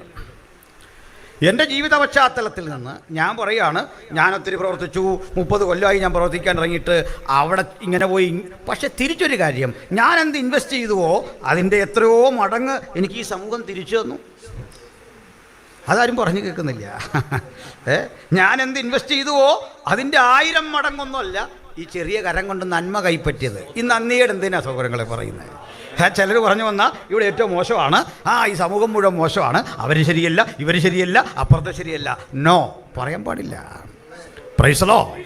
വിശ്വാസത്തിൽ ഇറങ്ങി തിരിച്ച് നിങ്ങൾ എന്ത് ചിലവിട്ടോ, എങ്ങനെ പ്രവർത്തിച്ചോ, എന്ത് ഊർജ്ജം ഇവിടെ വിന്യസിച്ചോ, 1 2 10,000 കണക്കിനായിട്ട് തിരികെ വാങ്ങിയ കരം കൊണ്ട് ഇന്ന് രാത്രി ഞാനും നിങ്ങളും ഇവിടെ വന്നിരിക്കുന്നത് ദൈവസന്നിധിയിൽ നന്ദിയുള്ളവരായി നമുക്ക് കർത്താവിനെ സേവിക്കാൻ സാധിക്കട്ടെ, ദൈവത്തെ മഹത്വപ്പെടുത്താൻ സാധിക്കട്ടെ. ഹല്ലേലൂയ. അപ്പോൾ സഹോദരങ്ങളെ, തിരികെ ഓരോ ഘട്ടം ഓരോരുത്തരും ചെന്നു. ഞാൻ എന്തിനാ പറഞ്ഞെന്നറിയണ്ടേ? നെഹെമ്യാവിൻ്റെ ഇളകി മറിഞ്ഞ മണ്ണിൽ കാട് പിടിച്ച് മുള്ളു പടർന്ന് അവിടെ കിടപ്പുണ്ട്. 17 ശെക്കൽ വെള്ളിക്ക് വിലയ്ക്ക് വാങ്ങിയ ആ മണ്ണ് അവിടെ കിടപ്പുണ്ട്. ആർക്കും വേണ്ടാതെ അവിടെ കിടപ്പുണ്ട്. ആർക്കും എടുക്കാൻ പറ്റാത്ത, ആർക്കും എൻക്രോച്ച് ചെയ്യാനാവാത്ത, ആർക്കും കയ്യേറാനാവാത്തൊരു പ്രശ്നമുണ്ട്. മറ്റൊന്നുമല്ല, അടഞ്ഞ ഒരാധാരം എവിടെയോ സൂക്ഷിക്കപ്പെട്ടു വച്ചിട്ടുണ്ട്. ഹല്ലേലൂയ. ഇതിൻ്റെ ആഴങ്ങൾ പഠിച്ചാൽ ഒരു ഡിറ്റക്റ്റീവ് നോവൽ പോലെ ആ കാര്യങ്ങളുടെ പോക്ക്. കണ്ടുപിടിക്കണം ഈ ആധാരം എവിടാണെന്ന്. അതുകൊണ്ട് നമ്മുടെ നാട്ടിൽ ഇല്ലാത്തൊരു ഗുണമുണ്ട് അവിടെ. നമ്മുടെ നാട്ടിൽ വല്ലവൻ്റെയും ഭൂമി ഉണ്ടെങ്കിൽ അവിടെ കൊണ്ട് ആ അതിരിനാഞ്ഞിൽ കുഴിച്ച് വെച്ച് അങ്ങോട്ട് കയറുകയാണ്, അങ്ങോട്ടങ്ങ് കയറിയേക്കാണ്. അതിന് തന്നെ കുഴിച്ച് വെക്കും. അതുകൂടാതെ വേറൊരു പണിയുണ്ട്. നമ്മൾ മലയാളിക്ക് എല്ലാവരും ഗുണമുണ്ട്. സ്വന്തം പറമ്പ് വൃത്തിയായിട്ട് കിടക്കണം. പക്ഷേ ഇതെല്ലാം കൊണ്ട് തട്ടുന്ന എവിടാ? ചക്കമടൽ കൊണ്ട് അങ്ങോട്ട് തട്ടിയേക്കുക. മനസ്സിലായോ? ഇപ്പോൾ അതിനൊക്കെ കേസ് വരും. അമേരിക്കയിലൊക്കെ പണ്ടേ കേസാ. അതാ സ്ഥിതി. അപ്പോൾ ഇവിടെ എടുക്കാൻ പറ്റില്ല, മറ്റൊരുവൻ്റെ ഭൂമി കിളച്ചൊന്നും എടുക്കാൻ പറ്റില്ല, ഉഴുതെടുക്കാൻ പറ്റില്ല. കാരണം എൻ്റെ ഭൂമി നിങ്ങൾ കൈവശമാക്കിയാൽ എന്നെങ്കിലും ഒരിക്കൽ എൻ്റെ തലമുറ വന്നിട്ട് 2 കാര്യം കൈ കാണണം. ഒന്ന്, അവരെൻ്റെ മകനാണെന്ന് തെളിയിക്കുന്ന ഒരു വംശാവലി റിപ്പോർട്ട് വേണം. പിടികിട്ടിയോ? 2, വസ്തു അവൻ്റെയാണെന്ന് തെളിയിക്കുന്ന ഒരടഞ്ഞ ആധാരം. ഉറപ്പുള്ളതാ.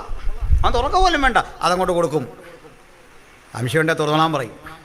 തുറന്നു പോയാൽ സംഭവിക്കുന്ന കാര്യം, തെറ്റിദ്ധരിപ്പിച്ചവൻ, അന്യായമായി അപകരിച്ചെടുത്തവൻ ആരായിരുന്നാലും അവൻ്റെ പ്രാണനില്ലാതാകും.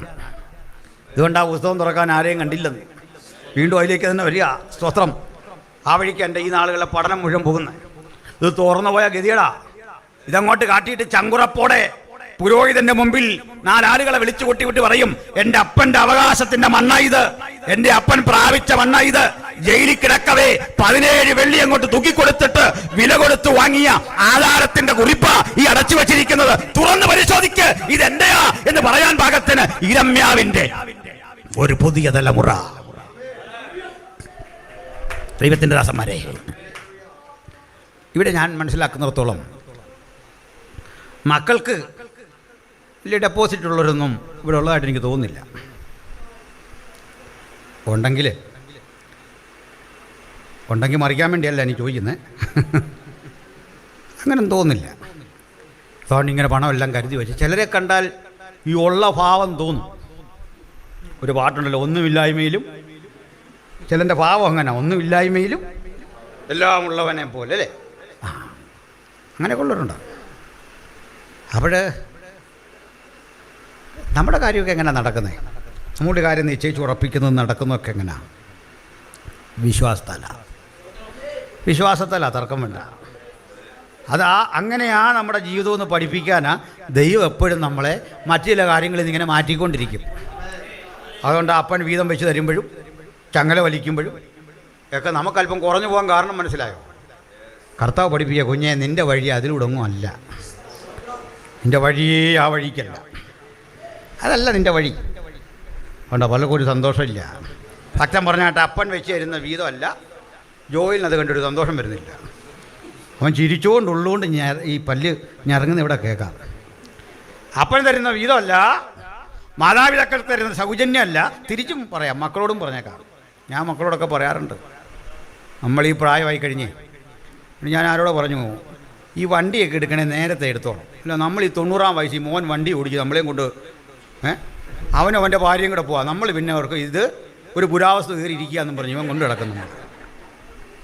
ഇതാ സ്ഥിതി. അതുകൊണ്ട് വണ്ടിയോ കാറോ ഒക്കെ എടുക്കണേ, എൻ്റെ ഭാഷ നേരത്തെ എടുത്തോണം. അല്ലേ എന്താ സ്ഥിതി എന്നറിയോ? പിള്ളേർക്ക് നമ്മളൊരു പുരാവസ്ഥ, അതാ വിഷയം. അവരെയും കുഴപ്പമില്ല, അവനും ഭാര്യയും പോകുന്നുണ്ടോ, നമ്മൾ സൈഡിൽ ഇരിക്കുക പറഞ്ഞാൽ പ്രയാസമാണ്. ഇറക്കി വിടാൻ പറ്റുമോ? അഡ്ജസ്റ്റ് ചെയ്യാൻ പറ്റുമോ? അത് വലിയ പാടാ. അപ്പോൾ മക്കളോടും പറയാനുള്ളത് ഇതാണ്, മക്കളെ, നിങ്ങളുടെ ആ ശമ്പളം വഴിയല്ല അപ്പൻ്റെ നിലനിൽപ്പ്, ഭക്തൻ്റെ കാര്യമാണ് പറഞ്ഞത്. നിങ്ങൾ എന്തെങ്കിലുമൊക്കെ നമുക്ക് തരാറാകുമ്പോഴേക്ക് നമുക്കിത് വേണ്ടാതെ വരും. അതാ സത്യം.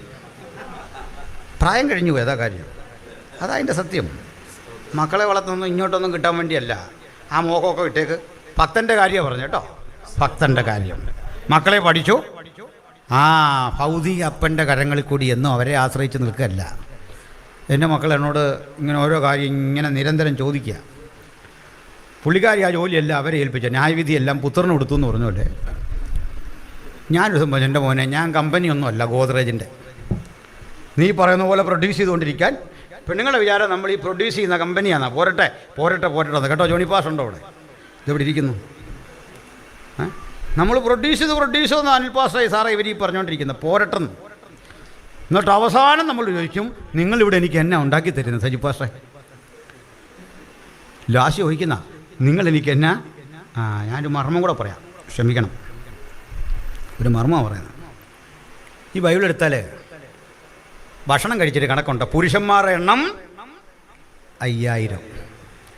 സ്ത്രീകൾ കഴിച്ച കണക്ക് ബൈബിളിലുണ്ടോ? ഇല്ല. അതെന്താ കാര്യം എന്നറിയണ്ടേ?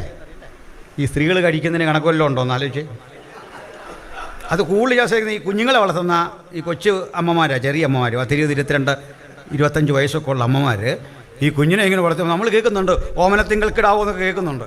ഓമനത്തിങ്കൾക്കിടാ ഓ എന്നൊക്കെ കേൾക്കുന്നത്. കാരണം ഈ കുഞ്ഞിന് കൊടുക്കുന്നത് ഇങ്ങോട്ട് പോവാ 5:1, അതാ കണക്ക്. ഇങ്ങനെ 1 കുഞ്ഞിനും കൊടുക്കും. എന്നിട്ട് നമ്മോട് പറയാ, അച്ഛാ ഇത് ഇവിടെ ഒരു പിടി. അയ്യടാ, ഈ കുഞ്ഞ് കഴിക്കാനുള്ള മധുരമെല്ലാം കറക്കി കളിച്ചേച്ച് പറയാ, ഇവിടെ ഒരു പിടി. അവൻ്റെ പോരാട്ടം. അത് പോരാട്ടമല്ല, ഭക്ഷണം. അത് കുറയ്ക്ക്. ഈ രാജ്യം രക്ഷപ്പെടാനുള്ള വഴിയാണ്, വൈക്കം സെൻ്റർ രക്ഷപ്പെടാനുള്ള വിവരങ്ങളാണ് ഞാൻ പറഞ്ഞുകൊണ്ടിരിക്കുന്നത്. പോട്ടെ, അപ്പം നമ്മുടെ അനുഗ്രഹം ഇതുവഴിയാണെന്നൊന്ന് പറഞ്ഞാൽ പോട്ടെ. അപ്പം തിരിഞ്ഞു വന്നപ്പോൾ ഈ മണ്ണിങ്ങനെ കിടക്കുക. പ്രൂവ് ചെയ്യാൻ സാധനം കൈ വേണം. അറിയാം, തെളിവില്ലേ ആരും അംഗീകരിക്കില്ല. തെളിവ് വേണം. പ്രൂവിന് പേപ്പർ വേണമെന്ന് കയ്യിൽ. നമ്മൾ ആരാണെന്ന് തെളിയിക്കാൻ പേപ്പർ വേണം. അതുമായിട്ട് വല്ല ബന്ധമുള്ളവർ അങ്ങോട്ട് പോക്കണം, ഇവിടെ ഉള്ളവർ ഇവിടെ ശ്രദ്ധിച്ചിരുന്നു. അതുള്ളൂ. അപ്പോൾ ശ്രദ്ധിച്ചോട്ടെ. അപ്പോൾ ഇതിനു വേണ്ടിയുള്ള പ്രൂവ് സ്വന്തം കയ്യിലിരിക്കെ അത് കാണിച്ചു കൊടുത്ത് ബോധ്യപ്പെടുത്തണം യുവർ ഐഡന്റിറ്റി. ഇത്രയും കാട്ടിക്കൊടുത്താൽ ആരെങ്കിലും ഇത് അപകരിച്ചു വച്ചാൽ അവന്റെ മീതെ ശിക്ഷ വരും, അവന്റെ മീതെ ന്യായവിധി വരും, അവനെതിരെ സമൂഹം തിരിയും. അതുകൊണ്ട് അന്യന്റെ ഒന്നും ഇസ്രായേൽ മക്കൾ ഇങ്ങനെ അപകരിക്കില്ല. പിരമ്യാവിൻ്റെ ഭൂമി അങ്ങനെ കിടക്കുക. ഒരു മാർമിക സത്യം പറയാം പ്രിയപ്പെട്ടവരെ. ഞാൻ എൻ്റെ ഈ ജോഗ്രഫിയൊക്കെ അത്യാവശ്യം പഠിക്കാൻ ശ്രമിച്ച ഒരാളാണ്. നിങ്ങൾക്കൊരു കാര്യം അറിയാം, ഒരു ചെറിയ രാജ്യം ഇസ്രായേൽ. ഏകദേശം 120 മൈൽ വിസ്തൃതിയാണ് ഈ രാജ്യത്തിന്. അതിൻ്റെ ഒരു കണക്ക് പറഞ്ഞാൽ നമ്മുടെ തിരുവനന്തപുരം മുതൽ തൃശ്ശൂർ വരെ കാണും. കേരളത്തിൻ്റെ പാതിയല്ല, അതിൽ കൂടുതൽ വലിപ്പമുണ്ട്. ചില ആലപ്പുഴ ജില്ലയുടെ വലിപ്പം അത്രയല്ല, അതിലേറെ വലിപ്പമുണ്ട്. തൃശ്ശൂർ വരെ വലിപ്പമുണ്ട്. ട്രിവാൻഡ്രം മുതൽ തൃശ്ശൂർ വരെ വലിപ്പം വരുന്ന ഒരേകദേശ ഭൂമിശാസ്ത്രം. കേരളം പോലൊക്കെ തന്നെയാണ്, വീതി അല്പം കുറഞ്ഞൊക്കെ കിടക്കുന്ന സ്ഥലം. ഈ സ്ഥലത്തിൻ്റെ പ്രത്യേകത കേൾക്കണം. ഈ രാജ്യം 48 സ്വതന്ത്രമായി. സ്വതന്ത്രമായ ഈ രാജ്യത്തിൻ്റെ സ്വാതന്ത്ര്യദിന ചടങ്ങിൽ അവരെ പ്രസിഡന്റിന് കൊടുക്കാൻ ബൊക്കെ കൊടുക്കണം. ബൊക്കെ കൊടുക്കാൻ പൂക്കളില്ല. എങ്ങോട്ട് തിരിഞ്ഞിട്ടും മരുഭൂമിയാണ്, പൂക്കളില്ല. പ്ലാസ്റ്റിക് പൂ പറ്റില്ല. എന്ത് ചെയ്യുന്നറിയണ്ടേ? പാരീസിലേക്ക് പ്രത്യേകിച്ചൊരു ഫ്ലൈറ്റ് ചാർട്ട് ചെയ്ത് അതിൽ പൂക്കളും ബൊക്കെയൊക്കെ വരുത്തി പ്രസിഡന്റിന് പൂക്കൾ കൊടുത്ത രാജ്യമാണ് ഇസ്രായേൽ. പക്ഷേ ആ രാജ്യം ഭരണാധികാരി ചുമതലയേറ്റു. ഇത് ആദ്യം വിട്ട ഓർഡർ പൂക്കൾ കൃഷി ചെയ്യുന്നതിന് സൗജന്യ വെള്ളം, സൗജന്യ വിത്ത്, സൗജന്യ വൈദ്യുതി. സംഭവിച്ചു കേൾക്കണം. ലോകത്തേറ്റവും അധികം പൂക്കൾ കയറ്റി അയക്കുന്ന രണ്ടാമത്തെ രാജ്യം. പൂവിൻ്റെ വില അറിഞ്ഞല്ലേ മനസ്സിലാകൂ. 700-750 ഉറുപ്പികയാകും മുല്ലപ്പൂവിൻ്റെ ഒക്കെ വില. സമ്പന്നമാണ് രാജ്യം. തീർന്നില്ല, അടുത്തൊരു കാര്യം കൂടി കേട്ടോ. അവിടെ ഗലീലിയക്കടൽ എന്നറിയപ്പെടുന്ന ഒരു ശുദ്ധജല തടാകമുണ്ട്. മിഡിൽ ഈസ്റ്റിലെ ഒരേ ഒരു ശുദ്ധജല തടാകം. ഈ തടാകത്തിലെ വെള്ളം ഒരു ദിവസത്തിന് 1 ഇഞ്ച് എന്ന കണക്കിന് താഴാൻ തുടങ്ങി. 1 ഇഞ്ച്.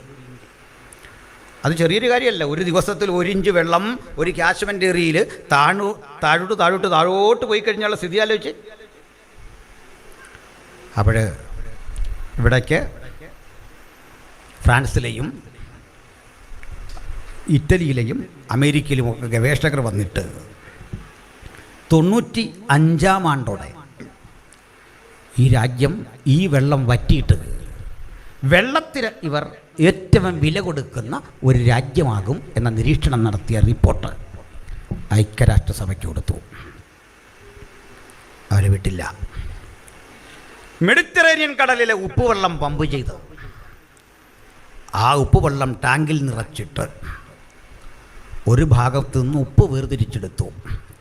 ലവണങ്ങളും ധാതുക്കളുമൊക്കെ വേർതിരിച്ചെടുത്തിട്ട് ശുദ്ധജലം ഗലീലിയക്കടലിലേക്ക് തിരികെ ഒഴുക്കിയിട്ട് ദിവസത്തിന് 1 ഇഞ്ച് വീതം താഴുന്ന സ്ഥാനത്ത് ഈ രാജ്യം വറ്റിവരണ്ടു പോകും എന്ന് നിരീക്ഷണം നടത്തിയ രാജ്യങ്ങളിലേക്ക് വെള്ളം കയറ്റി അയക്കുന്ന രാജ്യമായി മാറി. എന്താ മനസ്സിലായി? ഇനിയും കൊണ്ട് പറയാനേറെ. ഇതെത്രയും പറഞ്ഞെന്താ ചെയ്യണ്ടേ? ഇന്ന് ഇരമ്യാവിൻ്റെ അനാഥത്വത്തിലെ ആ കൃഷിനില ഒന്ന് ചെന്ന് കണ്ടാൽ പ്രവചനം പഠിച്ചവൻ തലയിൽ കരം വെച്ചു പോകും. തമ്പുരാനെ സമ്പദ് സമൃദ്ധി കൊണ്ട് വിളഞ്ഞു കാത്താകർഷണമായി നിൽക്കുന്ന വിശാല വയൽത്തടങ്ങൾ, ഈ മേഖലകൾ, ഈ ഭൂപ്രദേശങ്ങൾ 17 ശെക്കൽ വെള്ളി കൊടുത്തുകൊണ്ട് അങ്ങയുടെ ഭക്തൻ ഒരു ജയിലറയിൽ കിടന്നുകൊണ്ട് വിറയാർന്ന കരങ്ങളോടെ നീട്ടിക്കൊടുക്കുമ്പോൾ ഒരു പുതുതലമുറ ഇതുവഴി വരുമെന്നും സമ്പദ് സമൃദ്ധി കൊണ്ട് ഇവിടെ അലങ്കരിക്കപ്പെടുമെന്നൊന്നും കാണാൻ കഴിയാത്ത ഘട്ടത്തിൽ നിന്റെ വാഗ്ദത്തങ്ങളിൽ വിശ്വസിച്ചത് എത്ര ഭാഗ്യം, എത്ര ചേരോകരം. അതുകൊണ്ട് ദൈവത്തിന്റെ ദാസനെ, ദൈവത്തിന്റെ ദാസിയെ, ദൈവത്തിന്റെ പ്രവൃത്തികൾ കാണാൻ അകക്കണ്ണുകൾ തുറക്കട്ടെ. ഇന്നല്ലെങ്കിൽ നാളെ ഞാനും നിങ്ങളും വിതച്ച ആ ഫലം കൊയ്യാൻ ഒരു പുതുതലമുറ ഇതുവഴി വരുമെന്നുള്ള വിശ്വാസത്തോടെ നമുക്കും പറയാം, ഇതാ ഞാൻ നിന്റെ വാഗ്ദത്തങ്ങളിൽ വിശ്വസിക്കുന്നു, നിന്റെ വാക്ക് ഞാൻ അനുസരിക്കുന്നു, നിന്റെ പ്രവൃത്തിക്കായി ഞാൻ എന്നെ ഏൽപ്പിക്കുന്നു. ഹല്ലേലൂയ. ഇനി ഒത്തിരി പറയാനുണ്ട്. നമ്മുടെ സമയത്തി ഇപ്പോഴാണ് ആ വിഷയത്തിൻ്റെ ഒരു രത്നച്ചുരുക്കം എത്തിയത്. ഒറ്റ വാക്കിൽ പറഞ്ഞാൽ തകർന്നടിഞ്ഞ യുദ്ധഭീതി നേരിട്ട നെബൂഖദ്നേസർ നിരോധിച്ച രാജ്യത്തിലെ വില കുറഞ്ഞ ഭൂമി, ഒന്നും ഉണ്ടാകില്ലെന്ന് വിധി എഴുതിയ വയല് വില കൊടുത്തു വാങ്ങാൻ തമ്പുരാൻ ഇരമ്യാവോട് പറഞ്ഞു. ഭൗതിക കണ്ണുകൾ കൊണ്ട് നോക്കിയാൽ ആ ഭൂമി വാങ്ങില്ല. ആർക്കും വേണ്ടാത്ത ചിലതിനെ നിന്റെ പക്കലേക്ക് തന്നിട്ട് പറയും, നല്ലതാ, നീ എവിടെ തോറ്റുപോയി എന്ന് പറയാൻ പാകത്തിന് നിന്നെ ഒറ്റപ്പെടുത്തുന്ന ശബ്ദങ്ങൾ കേൾക്കും. നല്ലതാ, നിന്നെ പറ്റിച്ചും വഞ്ചിച്ചും ചതിച്ചും പലതും പടുത്തുയർത്തി. പക്ഷേ ഭക്തൻ തോറ്റു കൊടുക്കരുത്. ഭക്തൻ ഒരു കാര്യം മനസ്സിലാക്കിക്കൊള്ളണം, എന്നെ ഇങ്ങനെ വഞ്ചിച്ചെങ്കിൽ, എന്നെ ഇങ്ങനെ പറ്റിച്ചെങ്കിൽ ഒരു കാര്യം ഉറപ്പാ, ഒരു പുതുതലമുറ ഫലം കൊയ്യാൻ വരുമ്പോൾ ഈ മരുഭൂമിയുടെ സ്ഥിതി അവൻ മാറ്റിയിരിക്കും, ഈ മണലാരണ്യത്തിന്റെ സ്ഥിതി അവൻ മാറ്റിയിരിക്കും. എന്റെ ദൈവം വാഗ്ദത്തങ്ങളിൽ വിശ്വസ്തൻ. ഹല്ലേലൂയ. ഞാൻ ഈ ചിലതരം പ്രവൃത്തികളൊക്കെ ഇങ്ങനെ വിശകലനം ചെയ്യാറുണ്ട്. ക്ഷമിക്കണം, ചില കാര്യങ്ങൾ നമുക്ക് പറയാൻ പരിമിതിയുണ്ടെങ്കിലും പറയാൻ പറ്റുന്ന ഒരു ഭാഷയിൽ പറയാം. പണ്ട് നമ്മുടെ രാജ്യത്ത് ഒരു ഭരണാധികാരി ഉണ്ടായിരുന്നു. ഈ രാജ്യത്തൊരു നിയമം കൊണ്ടുവരാൻ ഇഷ്ടപ്പെട്ടു. മതപരിവർത്തന നിയമമാണ്. ഒരു OP ത്യാഗി ബില്ലുമൊക്കെ നിങ്ങൾ കേട്ടിട്ടുണ്ടാവും പഴയ കാലത്ത്. കർത്തൃദാസനൊക്കെ അതേക്കുറിച്ച് വളരെ ആഴത്തിൽ അറിയാവുന്ന ആളുകളാണ്. അതിനുശേഷം മറ്റൊരു നിയമമാണ്, ഈ ക്രൈസ്തവർക്ക് മുസ്ലിങ്ങൾക്കുമൊക്കെ മക്കളേറെയാണ്, ഏറെ മക്കൾ. ഇങ്ങനെ പോയാൽ പെറ്റുപെരുകി ഒരു വലിയ ജനതയായിത്തീരും. അതുകൊണ്ട് കുട്ടികളേറിയാൽ ഒന്നല്ലേ രണ്ട് മതി, കുട്ടികൾ ഒന്നല്ലെങ്കിൽ രണ്ട് മതി എന്നാണ്. ഇതേക്കുറിച്ച് പഠിക്കാൻ വേണ്ടി അടുത്ത കാലത്ത് ഒരു ശ്രമം നടന്നു. നമ്മുടെ കൃഷ്ണയ്യർ, അതെ അതേ മരിച്ചുപോയി. ഇപ്പോൾ കൃഷ്ണയ്യർ കൊടുത്ത റിപ്പോർട്ട് അനുസരിച്ച് ഒരു കുട്ടിയിൽ 2 കുട്ടി കൂടുതലായാൽ റേഷൻ മുടക്കണമെന്നാണ്. എനിക്കൊക്കെ പണ്ടേ റേഷൻ മുടങ്ങിയേനെ, മക്കൾ 3. അതാ സ്ഥിതി. പായടയ്ക്ക് ഞാൻ ജാലകത്തിലാണോ ജലീശ്വരിലാണോ ഇത് പറഞ്ഞ് കൃഷ്ണയ്യരൊക്കെ 9 മക്കളാണ്. അതാ രസം. ഏതാ ഈ 2 മതിയെന്ന് എഴുതിയവരൊക്കെ 9 മക്കൾ. അപ്പം ഞാൻ എഴുതിയൊരു കാര്യം ഓർക്കുന്നുണ്ട്, ഈ വണ്ടിയുടെ പിന്നിൽ എല്ലാ പ്രൈവറ്റ് ബസ്സിൻ്റെയും KSRTCയിലൊക്കെ പിന്നിൽ ഒരു നിയമം എഴുതി വെച്ചിട്ടുണ്ട്. Speed limit in town 35 kilometres. ടൗണിൽ കൂടി 35 കിലോമീറ്റർ കൂടിയ വേഗത്തിൽ വണ്ടി ഓടിക്കരുത്, ശിക്ഷാർഹം. കണ്ടിട്ടുണ്ടോ? ഇതെവിടെ എഴുതിയിരിക്കുന്നത്? വണ്ടിയുടെ ബാക്കിൽ. എന്തിനാ ബാക്കിൽ എഴുതുന്നറിയോ? പുറകെ വരുന്നവൻ വായിച്ച് മര്യാദ ഓടിച്ചോണമെന്ന്. ഞാൻ എൻ്റെ വേഗത്തിൽ പോകുന്നു. മനസ്സിലായോ കൃഷ്ണയ്യരെ? പിടികിട്ടിയോ? ഇത് നടന്ന് ആ കാലത്തൊരു സംഭവം നടന്ന അറിയാനാ. അന്ന് ഇന്ത്യ ഭരിച്ചൊരു ഭരണാധികാരിയുടെ മകൻ, അദ്ദേഹം മന്ത്രിയും ഒന്നുമല്ല, പക്ഷെ അദ്ദേഹം പറയുന്ന പോലെ ഇന്ത്യ കൂടുതലായിരുന്നു. അയാൾ ആഭ്യന്തര വകുപ്പ് സെക്രട്ടറിയെ മന്ത്രിയൊക്കെ വരച്ച വരയിൽ നിർത്തി ഒരു ബദൽ രാജ്യമായി ഭരണം നടത്തുക. ഉസ്മാനിയ യൂണിവേഴ്സിറ്റിയിൽ നിന്ന് പഠനം കഴിഞ്ഞ് പുറത്തു പോകുന്ന കുട്ടികളെ, മുസ്ലിം കുട്ടികളെ, ക്രൈസ്തവ കുട്ടികളെയൊക്കെ പിടിച്ച് പ്രൊഫസേഴ്സിനെയും പെൺകുട്ടികളെയും ആൺകുട്ടികളെ, വിവാഹം പോലും കഴിയാത്തവരെ നിർബന്ധിത വന്ധ്യകരണം നടത്തി. ഭയങ്കര രക്തച്ചൊരിച്ചിലുണ്ടായി, വലിയ കലാപങ്ങളുണ്ടായി. മനസ്സിലാക്കണം. ഇനി മറ്റൊരു സംഭവം പറയുന്നത്, ശ്രദ്ധിച്ച് കേൾക്കണം. പഴയ ആൾക്കാർക്ക് മനസ്സിലാകും, പുതിയ പിള്ളേർക്ക് പിടിയിട്ടില്ല. ശ്രദ്ധിച്ച് കേൾക്കണം. പ്രസവിക്കാനുള്ള അമ്മയുടെ സ്വാതന്ത്ര്യത്തിനെതിരെ നിയമം പാസാക്കി ദൈവം കൽപ്പിച്ചാക്കിയ അനുഗ്രഹത്തെ ഉന്മൂലനം ചെയ്യാൻ ശ്രമിച്ച ഭരണാധികാരിക്ക് എന്തു പറ്റി അറിയണോ? സ്വന്തം അംഗരക്ഷകൻ ഗർഭാശയത്തിലേക്ക് തീയുണ്ടകൾ വർഷിച്ചു. പോസ്റ്റ്മോർട്ടം ടേബിളിൽ കിടത്തി ഗർഭാശയം കീറി മുറിച്ച് വെടിയുണ്ടകൾ വാരി പുറത്തിട്ടു. നിങ്ങൾക്കറിയാവോ? ഒരു മകൻ ആകാശത്ത് അസ്തമിച്ചു, ഒരു മകൻ പെരുവഴി ഓരത്ത് തീർന്നു. കൊച്ചുമക്കൾ പോലും ഇല്ല, ഉള്ളവൻ കടലിൽ ചാടി. നീ എവിടെ പൊങ്ങുന്നൊന്നും അറിയില്ല. എന്താണ് ഈ പറഞ്ഞു വന്നതിൻ്റെ അർത്ഥം? ചുമ്മാ കളിക്കരുത് തമ്പുരാൻ്റെ നേരെ. ഇത് പറയാനായി പറഞ്ഞത്. ഇതാരെടുത്താ കളിക്കുന്നത്? അങ്ങനെ നമ്മൾ ഒറ്റപ്പെട്ടവരാന്നൊക്കെ ധരിക്കാതെ, നമ്മൾ ശക്തിയില്ലാത്തവരാന്നൊക്കെ ധരിക്കാതെ, നമ്മൾ ആരാൻ ധരിക്കണം. സ്തോത്രം, ഹല്ലേലൂയ. അപ്പോൾ ദൈവം ചിലതിനെ വീക്ഷിക്കുന്നു, ദൈവം ചിലതിനെ ദർശിക്കുന്നു, അവൻ സകലത്തിലും സാക്ഷിയായിരിക്കുന്നു. എന്തിനു വേണ്ടിയാ? അവിടുത്തെ വലിയ പ്രവൃത്തി സമയമാകുമ്പോൾ നിർവഹിക്കാം. എനിക്ക് ഉപസംഹരിച്ച പറ്റൂ. ഇരമ്യാവേ, നീ സ്ഥലം വില കൊടുത്തു വാങ്ങണം. നിന്റെ ഇളയപ്പൻ്റെ മകൻ്റെ സ്ഥലം. ഞാൻ ഇവിടെ ഒന്നും പോയി എന്ന് പറയാൻ വേണ്ടിയല്ല, ഞാൻ അങ്ങനെ പറയുന്ന ഒരാളുമല്ല, നിങ്ങൾക്കറിയാം. ഈ സ്ഥലങ്ങളൊക്കെ ഇങ്ങനെ കാണുമ്പോൾ, ഞാൻ പഠനം നടത്തിയ ഇത്തരം സ്ഥലങ്ങളിൽ പോകാറുള്ളൂ. നേരത്തെ പഠിക്കും, അവിടെ ചെന്നിട്ട് പഠിക്കുന്നതിൽ കണ്ട് മനസ്സിലാക്കണം. ജോഗ്രഫിക്കലി ഇതെന്താ എങ്ങനെയാണെന്നൊക്കെ പഠിച്ചിട്ട് ഇവിടെയൊക്കെ ചെന്നൊന്ന് വിശദീകരിക്കാൻ നിൽക്കുമ്പോൾ വാക്ക് കിട്ടില്ല. കാരണം ഈ തിരുവെഴുത്തിൽ പറഞ്ഞ പ്രവചനത്തിൻ്റെ ദൃഢത, അതിൻ്റെ കരുത്തും ശക്തിയും, ഇതാ നീ കരങ്ങളിൽ എന്തിയതെങ്കിൽ, ഇതിലാ നിന്റെ വിയർപ്പ് വീണതെങ്കിൽ, ഇതാണ് അപ്പൻ മരിക്കാൻ നേരം നിന്നെ വരമേൽപ്പിച്ചതെങ്കിൽ, അപ്പൻ മരിക്കുമ്പോൾ നിനക്കിതാ തരാനിരിക്കുന്നതെങ്കിൽ, വിലപിടിപ്പുള്ള ഈ നിധി കാട്ടിക്കെട്ട് പറയാം, കാലമെത്ര കഴിഞ്ഞാലും എന്റെ പ്രശ്നങ്ങളെ, എന്റെ കഷ്ടതകളെ കണ്ടിട്ട് എനിക്ക് വേണ്ടി ഇരട്ടിക്കരുത്തോടെ പ്രവർത്തിക്കുന്ന മഹാദൈവത്തിന്റെ വാഗ്ദത്തം ഞാൻ ഇതിന്റെ ഉള്ളിൽ കാണുന്നു എന്ന് ഏറ്റവും അധികം പഴങ്ങൾ കയറ്റി അയക്കുന്ന രാജ്യമാണ്. ഈ പഴങ്ങളെക്കുറിച്ചൊന്ന് പറയാനുണ്ട്. ഇവരൊക്കെ ഈ സ്ഥലങ്ങളിലെ ഈ പച്ചക്കറി തോട്ടങ്ങളും ഈ പഴത്തോട്ടങ്ങളും ഒക്കെ കാണാൻ നമുക്ക് അവസരമുണ്ട്. മുന്തിരിക്കുലകളൊക്കെ കാണുമ്പോൾ നമുക്കിത് അടിച്ചു മാറ്റാൻ തോന്നും. മലയാളിയല്ലേ, എങ്ങനെയും. നിങ്ങൾ കണ്ടിട്ടുണ്ടോ നമ്മളെ ആളുകൾ ഈ കല്യാണത്തിന് മലയാളി കയറുന്നത് എങ്ങനെ? ഇതിന് മെയിൻ വാതിൽ കൂടെ കയറുകയല്ല, നുഴഞ്ഞൊരു കയറ്റമാണ്. ആ ഫ്രണ്ടിൽ കൂടെ പോകാൻ ഏതാണ്ടൊരു മടി പോലെ. അപ്പോൾ അതുപോലെ ഇത്. പക്ഷെ അവിടെ അത് നമ്മൾ പറിക്കേണ്ട കാര്യമൊന്നുമില്ല, അവർ സൗജന്യമായിട്ട് തരും.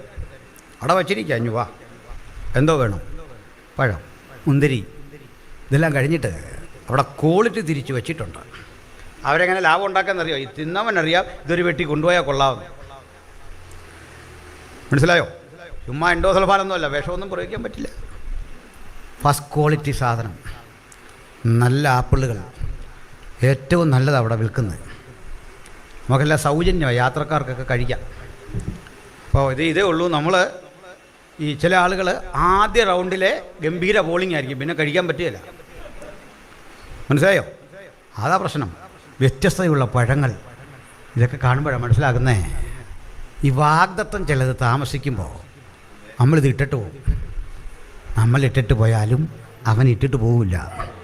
ഹല്ലേലൂയ. ചിന്തിച്ചു നോക്കിയാട്ടെ, വിശ്വാസത്തിൽ വന്ന നാൾ മുതൽ ഇന്ന് വരെ കേട്ട ദൂതും ആലോചനയും എത്ര വലുതാ. ചിലപ്പോഴൊക്കെ നമുക്ക് തോന്നും അത് നിറവേറിയില്ലല്ലോ, അത് സംഭവിച്ചില്ലല്ലോ. എന്താണ് സംഭവിക്കാൻ തടസ്സം? ഭാരപ്പെടരുത്, ദർശനത്തിന് ഒരവധി വെച്ചിരിക്കുന്നു. അത് സമാപ്തിയിലേക്ക് വരാൻ ബന്ധപ്പെട്ടുകൊണ്ടിരിക്കുന്നു. എത്ര താമസിച്ചാലും അത് വരും നിശ്ചയം. അത് തെളിവായി ഫലകത്തിൽ എഴുതി സ്വന്തം ഹൃദയത്തിൽ സൂക്ഷിക്കാൻ ഇന്ന് രാത്രി നമുക്ക് തയ്യാറാകാം. എല്ലാ കണ്ണുകളും അടച്ചട്ടെ, ഹൃദയങ്ങളെ ഏകാഗ്രമാക്കിയട്ടെ, വാഗ്ദത്തങ്ങളിൽ വിശ്വസ്തനെ ഹൃദയത്തിൽ കണ്ടാട്ടെ. കാലവിളംബമന്യേ നമ്മെ ചേർക്കാൻ വരുന്ന നമ്മുടെ കാന്തനായവൻ, നമ്മുടെ പ്രാണപ്രിയനായവൻ, നമ്മുടെ കർത്താവായവൻ, നമ്മുടെ ജയാളിയായവൻ, അവൻ നമ്മെ ചേർക്കാൻ കടന്നു വരുമ്പോൾ ആ നിശ്ചിത കാലഘട്ടത്തിനുള്ളിൽ അവൻ നമുക്ക് പരമേൽപ്പിച്ചിരിക്കുന്ന വാഗ്ദത്തങ്ങൾ വിശ്വസ്തയോടെ പാലിച്ചുകൊണ്ട് അവിടുത്തെ സേവനത്തിൽ വ്യഗ്രത കൊണ്ട് മുന്നേറാൻ സ്വർഗത്തിലെ ദൈവം നമുക്ക് കൃപയും പ്രാപ്തിയും തരട്ടെ. അവിടെ നമ്മെ ശക്തീകരിക്കട്ടെ, അവിടെ നമ്മെ ബലപ്പെടുത്തട്ടെ. ഞാൻ ഒരു വാക്കിൽ പ്രാർത്ഥിക്കുന്നു. പരിശുദ്ധനെ, ഞങ്ങൾ അങ്ങയുടെ മുമ്പാകെ താഴുന്നു. അനാഥത്വത്തിലെ നിലത്ത് പലരും തള്ളിക്കളഞ്ഞിട്ട് വേണ്ടാത്ത മണ്ണ്, ജയിലിൽ കിടക്കും വേളയിൽ ഇല്ലാത്ത പണം മുടക്കി 17 ശേക്കലിന് വാങ്ങിയവന് നഷ്ടം വരാതെ വിറയാർന്ന കരങ്ങൾ കൊണ്ട് തൂക്കിക്കൊടുക്കുമ്പോൾ ഞങ്ങളറിഞ്ഞില്ല അത് തലമുറയ്ക്കുള്ള നിക്ഷേപം. സ്നേഹിത, നീ കരനീട്ടിക്കൊടുത്തത് തലമുറയ്ക്കുള്ള നിക്ഷേപം. ഞാൻ കരനീട്ടിക്കൊടുത്തത് തലമുറയ്ക്കുള്ള നിക്ഷേപം. വാഗ്ദത്തങ്ങളിൽ വിശ്വസ്തനെ അങ്ങ് ഞങ്ങൾക്ക് തരുന്നത് ശ്രേഷ്ഠകരമായ നിക്ഷേപം. ഹല്ലേലൂയ. 10 മടങ്ങ് തരുന്നവന്റെ മുമ്പിൽ എടുത്തു വരാ. പരിശുദ്ധനെ, ഞങ്ങൾ തിരുമ്പാകണയുന്നു. അവന്റെ അരികിലേക്ക് അടുത്ത് വന്നാട്ടെ, ഹൃദയമുയർത്തിയാട്ടെ. ഇമ്മാനുവേലായവനെ, പരിശുദ്ധനെ, ശ്രേഷ്ഠനെ, ഓ എന്നും ഇല്ല ഇല്ല എന്നും പറഞ്ഞവനെ ഞങ്ങളിതാ നമിക്കുന്നു. അവന്റെ അരികിൽ വരാൻ പ്രിയരെ, സഹചരെ, ആ പാദങ്ങളിൽ മുത്ത വിശ്വാസത്താൽ കണ്ടാട്ടെ. തലമുറ തിരികെ വരുന്നത്, വിലപേശി വിൽക്കുന്നത്, ഈ ഭൂമിയിൽ വാഗ്ദത്തം സ്ഥാപിക്കുന്നത്, അടഞ്ഞ ആധാരം തുറക്കുന്നത്, അവകാശം സ്ഥിരീകരിച്ചെടുക്കുന്നത്. ഒന്ന് പറഞ്ഞു വിടാ. ഇനി വരാൻ പോകുന്ന ആത്മീയന്റെ തലമുറയുടെ അനുഗ്രഹത്തിന്റെ മുഖം അവൻ മാറ്റിയിരിക്കും. നിന്റെ അപമാനങ്ങളെ അവൻ മാറ്റിയിരിക്കും. നിന്റെ പരിമിതികളെ അവൻ മാറ്റിയിരിക്കും. പുത്തൻ ഊർജത്തോടെ, ശക്തിയോടെ, ചൈതന്യത്തോടെ, കരികിനെ പോലെ ചിറകടിച്ച് പുതുകത്തക്കവണ്ണം ഒരു പുതിയ നിയോഗം, ഒരു പുതിയ ബലം ഉയരത്തിൽ പ്രാപിച്ച് സടകുടൻ എഴുന്നേറ്റ് പൊരുതാൻ നമുക്കിത് ആദ്യത്തിയല്ല. കർത്താവേ, വചനം കേട്ട എവരെയും പുത്തന്റെ നാമത്തിൽ ഞങ്ങൾ അനുഗ്രഹിക്കുന്നു. വചനം വിടുതലാകണം, വചനം രോഗശാന്തിയാകണം, വചനം അത്ഭുതമാകണം, വചനം ഉന്മേഷമാകണം. കേൾക്കപ്പെട്ട വചനത്തിൻ്റെ മുമ്പിൽ അടിയങ്ങളെ താഴ്ത്തുന്നു. പ്രാർത്ഥന കേട്ടതുകൊണ്ട് സ്തോത്രം. യേശുവിൻ വിലയേറിയ നാമത്തിൽ.